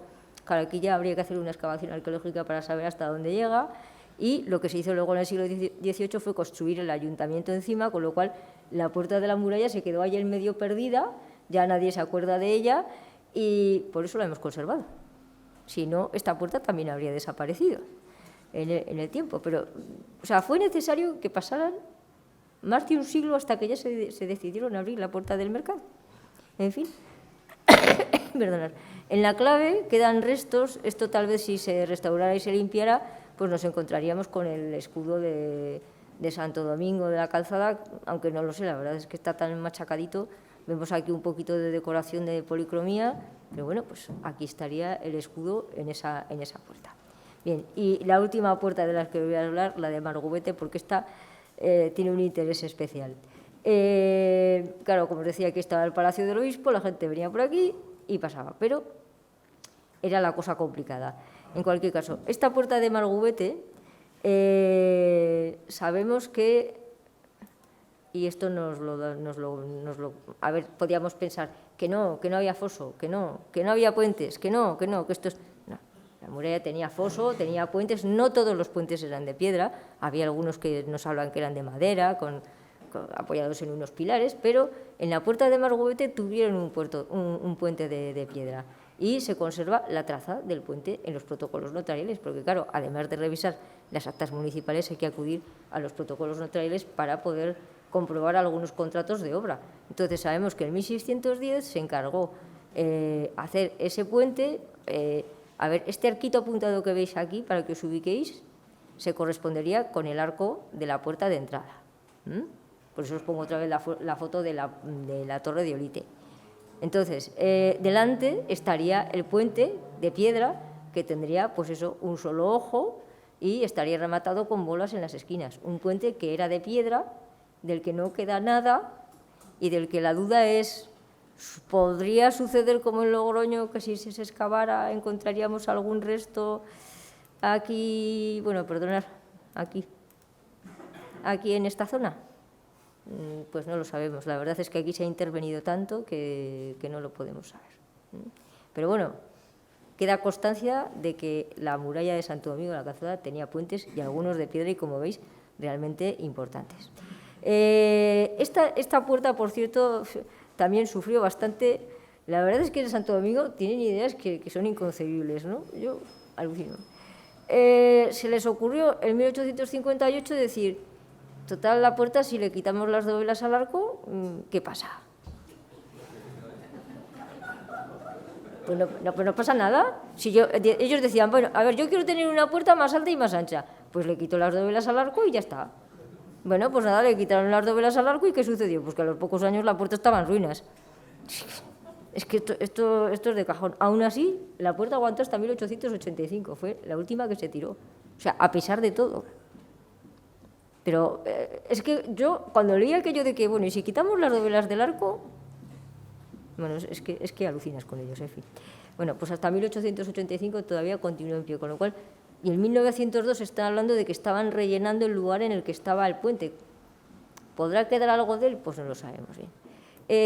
Sobre el resto de la muralla, así rápidamente. ¿Cómo desapareció? Pues vamos a ver, gran parte de ella, al construirse la carretera, otro fondo veis que también es muy importante, el Fondo de Obras Públicas del Archivo Histórico Provincial, porque ahí podemos encontrar unos planos maravillosos de las obras de carreteras, y claro, si la carretera te pasa por delante de la muralla, pues cabe pensar que en 1860 al hacer esta carretera ya se proyectó y se hizo, con lo cual todo este frente de torreones que están en la zona del Espolón, pues desaparecieron por completo. Todos estos los damos por perdidos. Al hacer hace unos años, al poner el gas, sé que salieron en el suelo, desde luego salieron restos de los torreones, o sea que podríamos ubicarlos perfectamente donde estaban. Pero bueno, se derribaron absolutamente todos. Entre la Puerta de la Puebla y la Puerta del Pinar, todos estos torreones. Nuestro torreón de tierra estaba aquí, con lo cual desapareció. Pero bueno, a más, puestos a hacer barbaridades, en 1937, aquí tenemos otra de esas fotos maravillosas de Hipólito Casas, bueno, en 1937 decidieron que, oye, pues compramos un poco de dinamita y tiramos la muralla. Pidieron permiso al gobernador, el gobernador les dio permiso y todos estos torreones desaparecieron para siempre. O sea que realmente si la muralla de Santo Domingo se conserva es por milagro, por pura cabezonería, o sea, porque es que le hemos hecho a la pobre de todo, o sea, esto es así, ¿no? Entonces, bueno, pues desgraciadamente pues perdimos todos esos torreones. Y en la actualidad, perdonad, la batalla está en conservar todos estos. El de la esquina es el que está restaurado, pero todos los demás son los que, bueno, ya veis, o sea, es que claro, las casas están todas construidas contra la muralla, pero volvemos a lo mismo, la muralla es municipal, no es de los vecinos. Entonces esto ya tiene que ser llegar a un acuerdo con los vecinos, se les abonan las propiedades, se les cambian por una propiedad en otro sitio, que esto es algo que se puede hacer, que no es ninguna historia rara, pero al final así estamos, con lo cual la muralla, y no os voy a poner las fotos peores, porque hay uno de estos torreones que está, sí, ya veis, o sea, la grieta es descomunal, todas las piedras por arriba con la hierba, los nidos de cigüeña que ha habido y tal, las piedras se están cayendo, o sea, esto es así, y hay uno de los torreones de lo que ya os digo, no os voy a poner foto, pero está por debajo totalmente descalzado, porque algún ingenio o algún ingenioso ha dicho, pues que me llevo las piedras a mi casa. Y claro, tenemos el torreón descalzado, con lo cual yo todavía no sé cómo se sostiene en su sitio, de verdad. Y claro, luego tenemos otro peligro. Aquí no se ve porque no tiene hojas, pero aquí hay una higuera, ¿verdad?, que ha nacido aquí por generación espontánea, o yo qué sé, que sí, claro, la higuera se está haciendo cada vez más grande y el problema es que, claro, como sabemos que los torreones están separados de los muros, pues la higuera está tirando y acabará tirando, no sé si el torreón o el lienzo. Una de las dos cosas acabará en el suelo dentro de poco. Con lo cual, pues, no sé, yo ya no sé qué es lo que nos queda hacer por esta muralla, si una rogativa nueva Santo Domingo de la Calzada o... Porque de verdad, o sea, yo creo que desde la consejería se ha hecho todo lo que se puede hacer y lo que falta es que en el ayuntamiento de una vez se pongan ya las pilas y bueno, pues se pongan con ella. Bueno. Muralla que todavía existe. Venga, rápidamente os cuento dos cositas de estos dos castillos. Es que el castillo de Goncillo y el castillo de Oliva, aunque parezca mentira, tienen una historia en común. Y es que los dos conocemos su historia gracias a documentos muy similares. Claro, ¿cómo investigar un castillo? Que muchas veces podemos decir, ostras, un castillo. Porque claro, si nos enfrentamos a las murallas, podemos recurrir a las actas municipales, a los protocolos notariales, ya habéis visto, hay una serie de... Pero claro, un castillo, si no tienes la documentación familiar, a ver cómo nos apañamos aquí para saber qué ha pasado con el castillo. Entonces, es curioso porque, bueno, os voy a contar un poquito del castillo de Agoncillo y el de Leiva, así rápidamente, y ya veréis lo que son las casualidades. Bueno, es que yo creo que no hay casualidades, en el fondo es que los investigadores somos muy pesados y estamos ahí buscando y buscando y buscando y al final, pues, las cosas aparecen, ¿no? Bueno, en el caso del castillo de Agoncillo, simplemente, esta foto es de 1989, el castillo estaba hecho una pena, la verdad es que estaba prácticamente en ruinas, en el interior exactamente igual, estaba fatal. La suerte que tuvieron en Agoncillo, en contra de lo que sucede en Leiva, pues que en Agoncillo tenían dinero al poner el polígono industrial, el ayuntamiento de Agoncillo tuvo dinero y tuvo posibilidad de hacerse cargo de este castillo y restaurarlo. Claro, lo que se hizo fue derribarlo todo por dentro. Claro, en el año 89, que fue cuando se iniciaron esas obras, nosotros no teníamos ley de patrimonio, no teníamos servicio de arqueología en la comunidad autónoma, con lo cual las obras no se hacían como se hacen hoy en día, ¿no? Entonces aquí simplemente el arquitecto llegó y dijo, todo esto fuera. No va a decir el pecador, lo voy a omitir, que me enfado.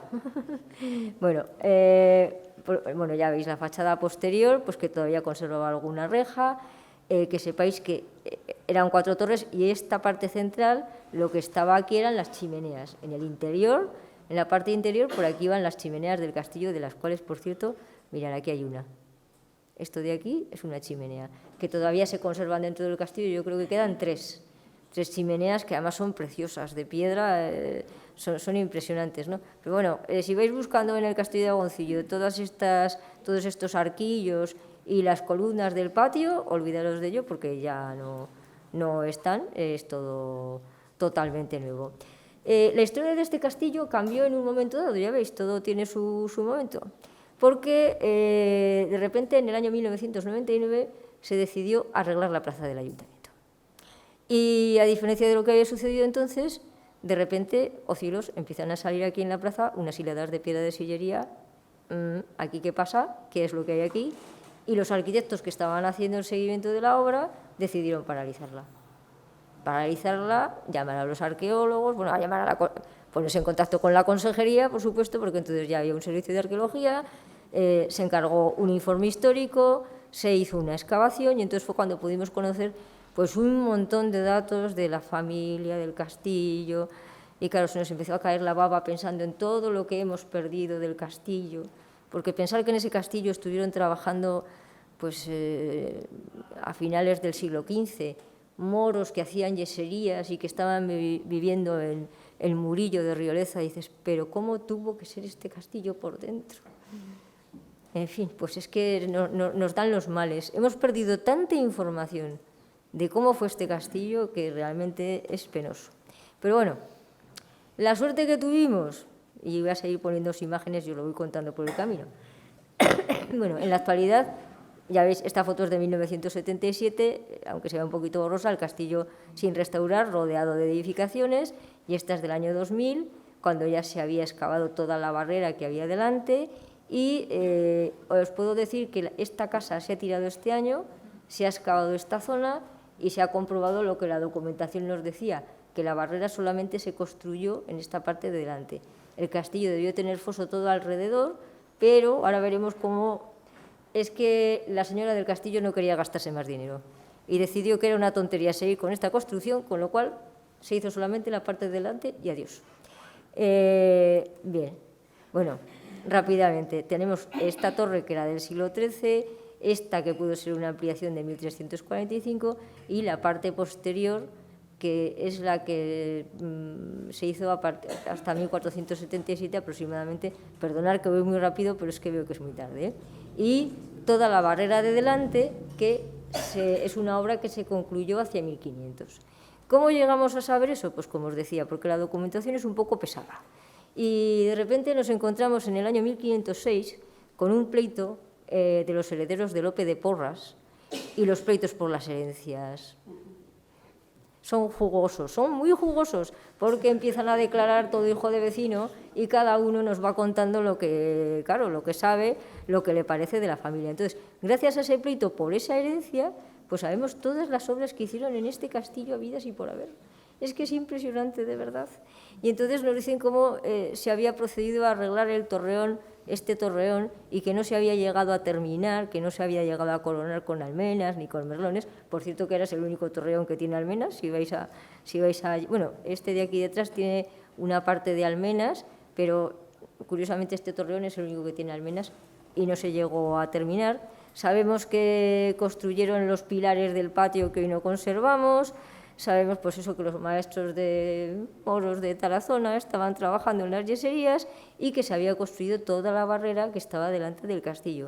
Pero Violante de Mendoza, que era la mujer de Lope de Porras la viuda, decía que no le agradaba toda esa obra, ni era contenta, porque se gastaba tanto en aquella obra y que no placía, y que de su agrado que no se hiciese dicha obra tan enteramente, con lo cual aquí se paralizó la obra y no se hizo nada más. O sea, también qué desinterés, ¿no? Me cachis la mar. Habríamos tenido aquí un castillo maravilloso. Bueno, lo cierto es que luego los señores de Agoncillo no llegaron a vivir mucho en este castillo. Hay que pensar, a ver, que este es un castillo señorial. Esto es, yo tengo aquí un castillo para que los vecinos sepan que, oiga, yo estoy aquí y se tiene que acordar de que a mí me tiene que pagar todos los años el dinero que está estipulado. Entonces, a ver, Agoncillo era una población mísera. Si paseáis por sus calles no veréis, creo que hay 2 escudos del apellido Fernández, me parece, por allí perdidos, y casas así importantes, nada. Tenemos la iglesia, desde luego una iglesia de gran relevancia, pero claro, en la iglesia también se enterraban los señores de Agoncillo, entonces también les convenía tener una iglesia importante, ¿no? Pero claro, al final los señores de Agoncillo acabaron viviendo en Alfaro, aquí en Logroño tenían la casa precisamente ahí en esa esquina de enfrente. O sea, en Agoncillo acabaron sin vivir y, por cierto, el castillo lo acabaron perdiendo. Es curioso porque recibieron el título de marqueses de Agoncillo en 1875 y estos señores pues se quedaron en la ruina total porque se gastaban el dinero en el juego, pusieron como aval el castillo y lo acabaron perdiendo. Con lo cual el castillo terminó en manos de... Sí, la historia es así. El castillo terminó en manos pues, del ayuntamiento. Al final la historia es así. Bien, es curioso porque cuando se estaba excavando, por cierto, cuando se estaban excavando estos cubos, hablabas con los vecinos del pueblo y te decían, yo me acuerdo cuando vi todavía esos cubos en pie. Bueno, sabemos que esos cubos se cayeron en 1768. Solamente quedó en pie este. O sea, es que la memoria, de verdad que la memoria hay veces en las que es muy frágil, pero cuando encima encuentras el documento que te dice, no, es que estaba muy mal y además hubo una tormenta gordísima y esto estaba fatal, y en 1768 se hundió y dices, no entiendo yo muy bien esta historia. Bueno, como mucho, si alguien tenía ya más de 100 años, este torreón, el de la esquina, el Ayuntamiento de Agoncillo, que tiene un archivo municipal que es muy penoso, pues resulta que tenemos este esquemita, quieren dibujarnos este torreón y tenían un problema con él porque es que se dedicaban a utilizarlo como urinario, con lo cual, bueno, estaban deseando eliminarlo y olvidarse del tema, no os digo más. Sí, esto eran otros tiempos.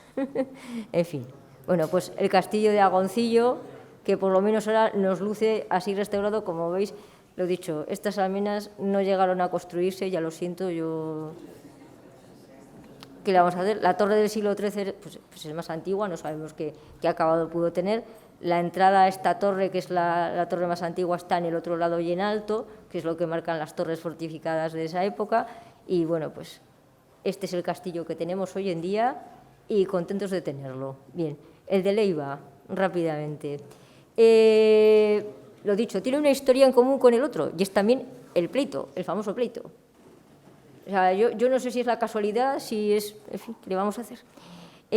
Vamos a ver, este castillo tiene una historia más diferente. En el año 2001, que ya van pasando los años, pero en el año 2001 se encargó un plan director para ver qué se podía hacer con este castillo, porque ya llevaba unos años de ruinas, ahora os voy a explicar un poquito, de ruinas de me caigo ahora una torre, luego otra y así vamos mal, ¿no?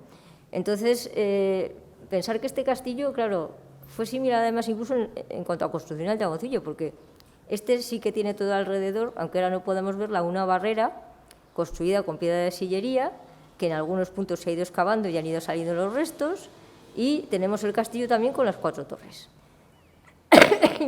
Bien, bueno, la puerta de entrada estuvo aquí, ya vais a ver, es una lástima. Bueno, el castillo visto desde arriba, para que veáis esas 4 torres, el patio central. En esta zona se construyó un depósito de trigo, que es la única estancia que se conserva todavía hoy, porque ya vais a ver cómo está el pobre castillo. La verdad es que esta construcción fue mala, o sea, realmente ahora con el paso del tiempo la vas viendo, la sillería estaba muy mal colocada. Yo no sé en qué estaba pensando esta gente cuando hizo este castillo. El caso es que tenía sus cosas buenas, pero otras dices, por Dios, es que no sé cómo se ha mantenido en pie, de verdad, ¿eh? Claro, estos señores llegaron a ser marqueses de Leiva y condes de Baños de Rioja. Y con el tiempo este castillo, si nos vamos al registro de la propiedad, otro documento que tampoco tenemos que olvidar cuando nos dedicamos a estudiar estas cosas, la primera inscripción de este castillo nos dice, era de Eugenia de Montijo. Y dices, ostras, sí, claro, por herencia acabó llegando Eugenia de Montijo este castillo. A ver, Eugenia de Montijo yo creo que no tenía ni idea de que tenía este castillo aquí perdido en Leiva ni nada por el estilo. Pero bueno, gracias a aquel plan director que se hizo en 2001, hemos llegado al 2023, estaba pensando, ya no sé en qué año me vivo, y el castillo se está restaurando, con lo cual tenemos que hacer la ola y dar gracias. Así que bueno, pero bien, mirad, la puerta esta es una foto antigua de Cooper, en la que vemos que la puerta de entrada era dintelada y tenía un despiece de dovelas, que claro, ya hoy no nos queda nada de esa puerta, porque cuando el castillo se convirtió, esto fue a partir de 1965 fue cooperativa agrícola, con lo cual ellos necesitaban una puerta grande. Esto es así, la funcionalidad es la funcionalidad, ¿no? Entonces lo que hicieron fue hacer una puerta más grande. En la restauración que se está haciendo hoy en día, ya os digo que, pese a que todavía se conservan aquí algunas dovelas de ese arranque de la puertita que Cooper nos muestra en la fotografía, no se va a recuperar por cuestiones de que, claro, de seguridad y de todo tipo a nada que queramos dedicar a este castillo a algo, es necesario tener una entrada y una salida pues medianamente decente, ¿no? Pero en fin, bueno. Tenemos este grabado del siglo XIX, con el cual os voy a contar qué sucede con este pleito. Precisamente otro problema, el pleito duró entre 1518 y 1545, o sea que como para esperar la herencia. Lo que sucedió fue que Inés de Leiva reclamó a sus hermanos Sancho y Antonio, el famoso Antonio de Leiva, del que luego os pongo el cuadro para que lo tengáis presente. Esta buena mujer, Inés de Leiva, reclamaba a sus hermanos la dote de su madre y la herencia de su padre. Creo que al final se quedó sin nada exactamente igual, pero bueno, pues tantos años de pleito. En todos esos años de pleito, os puedo asegurar que hay testigos en este pleito como para empezar y no acabar, pero son tan interesantes porque, claro, cada cual te va contando una historia más interesante que la anterior, ¿no? Bueno, gracias a eso llegamos a saber, fijaros, con un pleito, tontamente, llegamos a saber que en 1478 aquí se había producido el hundimiento de una torre fuerte. En vez del castillo lo que había era una torre fuerte. Y la torre fuerte se había hundido, con lo cual, bueno, te cuentan incluso que de los pueblos de alrededor se había visto todo el humo que había salido, la polvareda que había salido del hundimiento de aquella torre fuerte. Bueno, el pleito ya os digo que es increíble, increíble, pero nos lleva hasta esa fecha, hasta 1478. Es probable que esa torre existiera ya desde 1335, cuando Alfonso XI concedió Leiva a Juan Martínez de Leiva. O sea que por lo menos es posible que fuera, pues, como muchas otras torres fuertes de esa zona, del siglo XIV, y no duró mucho porque en 1478 se hundió. Sabemos que a finales del siglo XV, gracias a ese pleito, se comenzó a construir una nueva obra y se construyó el castillo. Incluso, fijaros que nos dan datos como que el cantero Juan Zuri, vizcaíno, estaba trabajando en la obra de ese castillo. Incluso aparece un dato, y es que no me acuerdo del nombre, ya lo siento, pero hablan de un judío que era el que llevaba las cuentas de la obra. O sea, hay detalles muy bonitos dentro de ese pleito que nos van dando a conocer cómo los señores de Leiva fueron construyendo este nuevo castillo. están los datos de cómo se abrió el foso, con lo cual sabemos que había un foso en el castillo, porque tuvieron que llamar a todos los vecinos de los pueblos de alrededor para que fueran a abrir el foso. Las obras estarían seguramente acabadas a finales del siglo XV y se construyó un palomar en una de las torres. Lo que yo os digo, las palomas, es que últimamente... Yo, al principio, cuando empezamos a estudiar los palomares de Nalda, yo decía, bueno, sí, las palomas, ¿qué vamos a encontrar de documentos de palomas? Y luego te das cuenta que, claro, revisando otras cosas que has hecho antes y luego ya revisando más documentos, pues claro que hay documentación de palomas, que es que las palomas eran algo muy importante, ¿no? Bueno, pues en este castillo también llegó a haber un palomar. Bueno, este castillo, el mayor problema que tuvo, bueno, el mayor problema hasta 1758, porque luego ya tuvo otros, claro, es que tuvieron que rebajar, a ver si no que os ponga la foto anterior, ya veis que, no sé, ¿no veis esto un poco extraño? Las torres se quedan como muy altas, los muros muy bajos, las puertas de salida a la Darbe está aquí, la otra quedaría por aquí, en fin. El problema es que en 1758 decidieron rebajar toda la altura del castillo. Eliminaron todos los remates de todo el castillo, con lo cual rebajaron todo y se nos quedó así de desmochado el pobre. Decían que estaba en mal estado, eliminaron todos los matacanes, todas las almenas y bueno, así se nos quedó el castillo. Una lástima. Ya de paso, eso sí, parece ser que desmontaron algún alfarje de madera, del que yo luego os voy a poner algunas imágenes, y ahora, a medida que se han ido haciendo obras en el castillo, se están recuperando pues un montón de tablas pintadas que eran del alfarje de madera que pudo haber en el castillo. Una desgracia como otra cualquiera. Bien. El grabado este tan idílico de nuestro castillo en el siglo XIX y el señor don Antonio de Leiva, que lo tenemos, bueno, este lienzo, que durante algún tiempo estuvo un poco perdido, precisamente cuando hicimos el plan director, fue a hacer aquí una labor de detectives, vamos a ver, sabíamos que el cuadro existía, no se había podido mover de Logroño y no aparecía hasta que ya apareció en el almacén del museo. Al final fue un traslado que se hizo desde la Diputación hasta el museo, los cuadros se quedaron ahí almacenados y bueno, pues al final por insistencia lo encontramos y hoy lo podéis ver colgado en el Museo de La Rioja. Es una buena pintura de finales del siglo XVI, pintura veneciana, nos dicen, y Antonio de Leiva, que vivió entre 1480 y 1536. La importancia de Antonio de Leiva, pues que este señor llegó a ser capitán general de los ejércitos de Carlos V. Aquí lo tenemos, sentado en una silla, porque tenía gota el pobre hombre, en la entrada a Bolonia. Sí, nadie es perfecto, ya sabéis. En fin, en la entrada la verdad es que de Antonio de Leiva, de cuando yo hice el trabajo en 2001, que es que dices, es que entonces no nos dábamos cuenta, prácticamente no teníamos internet en 2001, por no decir que no teníamos nada. O sea, yo ahora le doy una tecla, he estado últimamente mirando, pues ya he encontrado tal cantidad de dibujos y de grabados de Antonio de Leiva, digo, no me lo puedo creer. O sea, desde luego lo de la nariz era verdad, Era verdad porque en todas sale con una nariz y no os voy a... Tenemos también un cuadro del Greco, de otro de los señores de Leiva, que también tiene una nariz impresionante, otro personaje que se fue a México, que bueno, ese ya es para salir huyendo si lo vemos de noche. Lo de la nariz debió de ser, sí, no sé, es que además, o sea, pero es que es lo que os digo, o sea, las investigaciones nunca las podemos dar por terminadas. Yo, estos días así trasteando, dices, pues no puede ser, en el Museo Nacional de México me encuentro con un cuadro de un señor que es no sé cuántos de Leiva y que es descendiente de este castillo. O sea, de este linaje que pudo nacer en Leiva y era feo de narices. Eso o el que hizo el retrato... A ver, también puede ser que el que hizo el retrato le tuviera manía, No, aquí nos vamos a empeñar. Bueno, pues Antonio de Leiva, este señor tan importante, es el que nació aquí, vivió muy poquito aquí, y es que he de deciros que, claro, no podemos estarnos a narrar toda la historia de estos personajes, pero toda la familia Leiva, desde sus orígenes, estuvo en todas las guerras habidas y por haber que os podéis imaginar. O sea, es que son una familia impresionante. Y claro, ¿qué se iban a preocupar ellos de este castillo? Pues, si este castillo a ellos les traía totalmente al pairo. Bien, en 1977 se nos hundió una torre.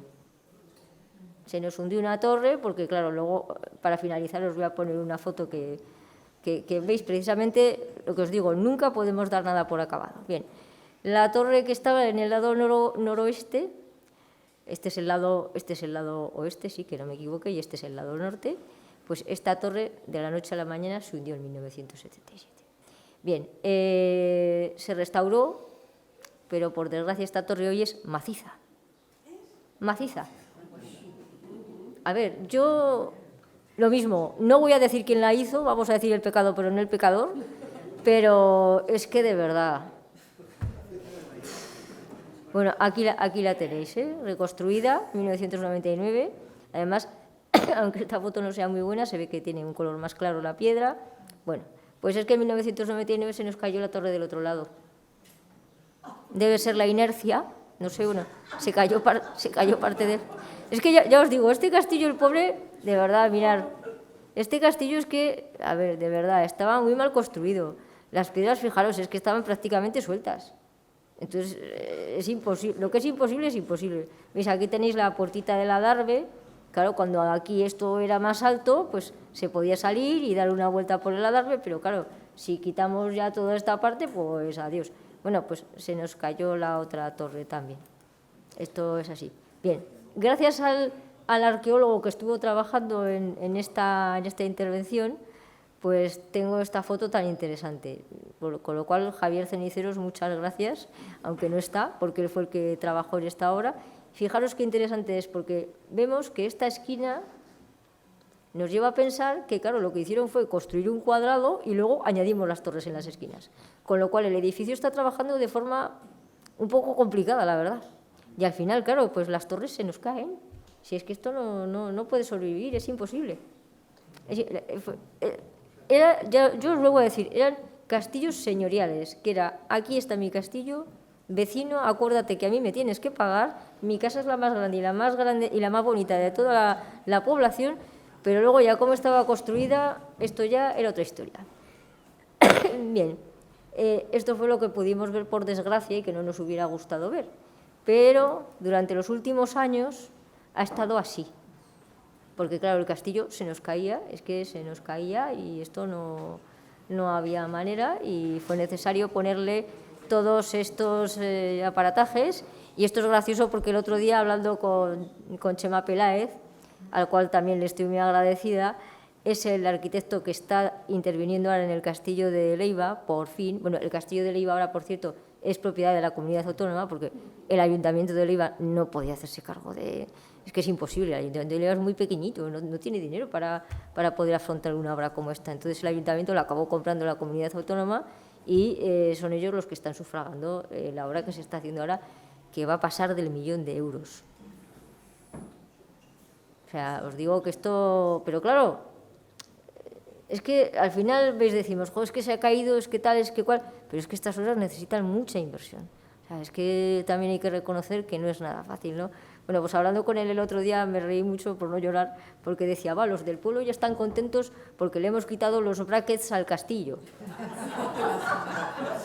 O sea, al final, ya veis que más vale tomárselo con buen humor, porque es que si no, pues esto es para llorar, ¿verdad?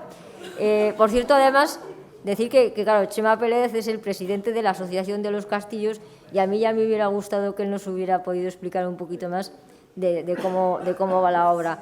Me ha pasado algunas fotos, ya veis, ahora está así, ya lo dicho, no tiene ningún andamio en el exterior. Él me ha jurado y perjurado que esto ya no se cae porque, bueno, a la llorar un rato, ¿eh? O sea, es que está para salir corriendo en dirección contraria. Es que las piedras se nos caen por todas las esquinas. Es que si no se ha caído antes, ha sido porque Dios no ha querido. Porque es que, claro, si rebajamos los techos, tenemos que cambiar en el interior toda la distribución. Esto es un horror. De hecho, por ejemplo, aquí, en este puntito, lo que se ha encontrado es una ventana tapiada de la construcción original del castillo, del siglo XV. Se han encontrado incluso los banquitos de asiento que están a los dos lados y esta ventana se va a recuperar. Pero bueno, ya veis que es que las piedras están totalmente... que es que no trabajan una con otra, están totalmente hechas migas, ¿no? Entonces, bueno, pues ¿qué le vamos a hacer? Esto... Y ya veis qué boquetes. Es que a nada que te pones a tocarlo por cualquier lado, este castillo estaba que se caía.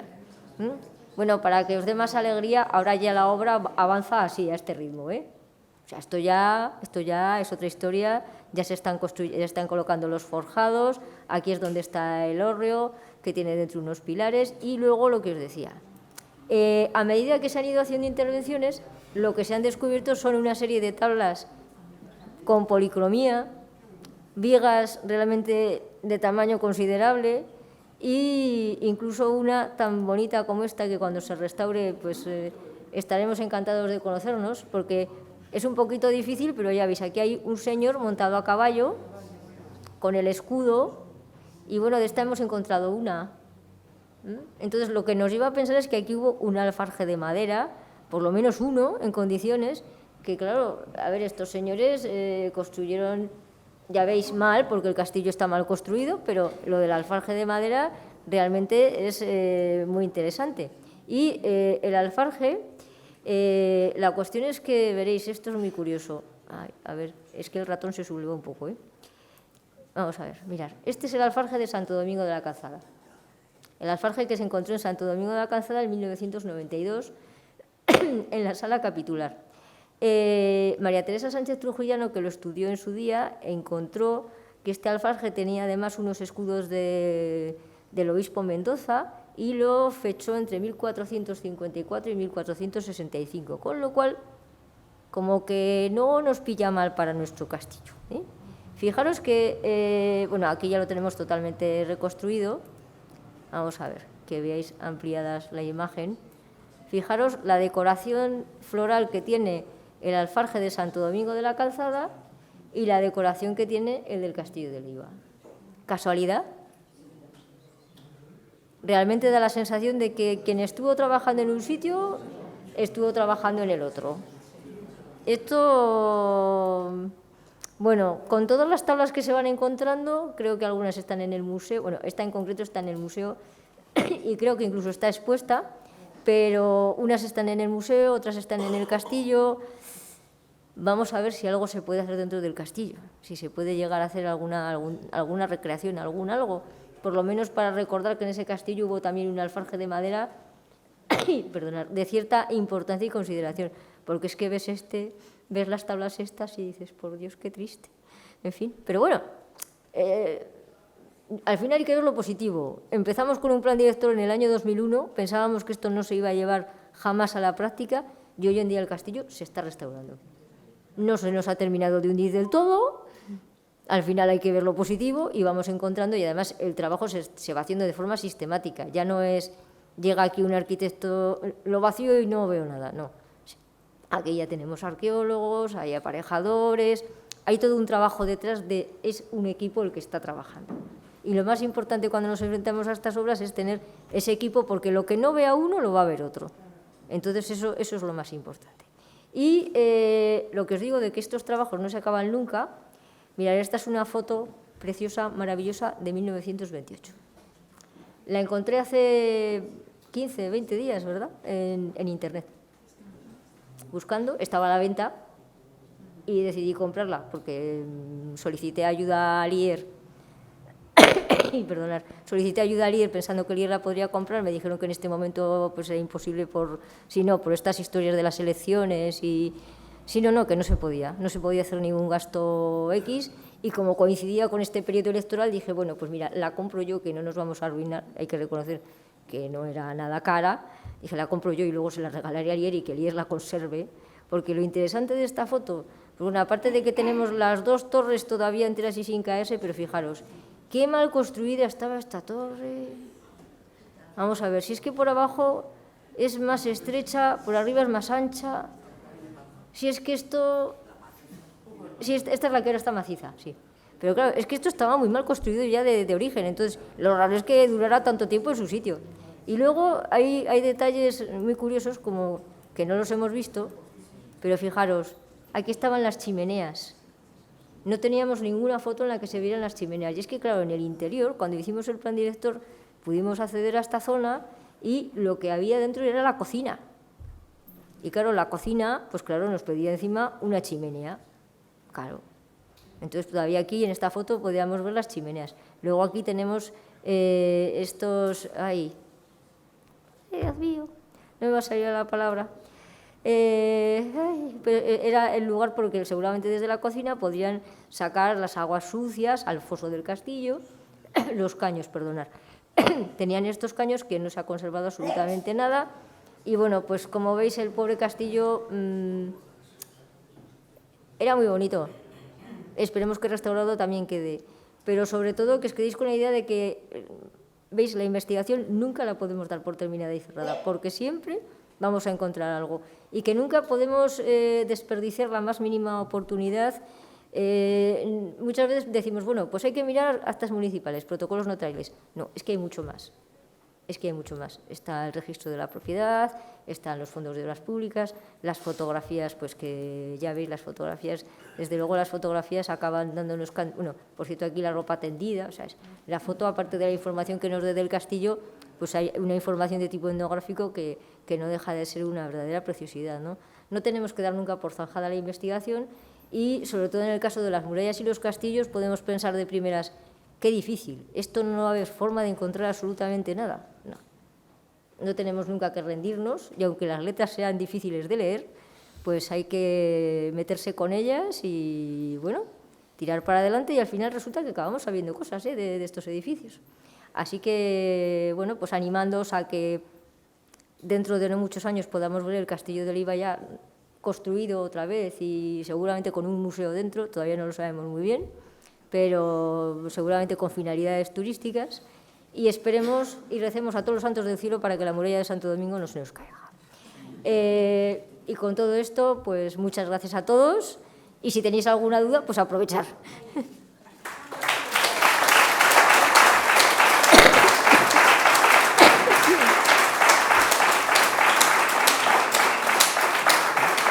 Gracias. A ver, Maribel, ¿decías? Nada, prácticamente nada. Estos señores de Leiva tenían las torres de Baños de Rioja y vivían en las torres, porque en Baños de Rioja ahora solamente hay una torre, pero, a ver, en Baños de Rioja estos señores tenían otro castillo que estaba configurado por dos torres unidas y entonces vivían más en Baños de Rioja que aquí. Y luego realmente esta gente fue tan importante que es que se marchó a vivir a la corte y aquí... Esto lo tenían de adorno, lo he dicho, para que los vecinos me paguen, para lo demás, nada más.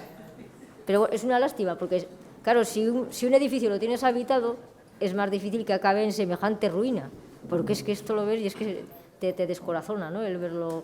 Pero bueno, yo creo que vamos en buen camino, no se terminará de caer y, bueno, pues esperemos verlo, ¿vale? Y disfrutarlo todos. Bueno, lo dicho, muchas gracias a todos por vuestra paciencia y nada.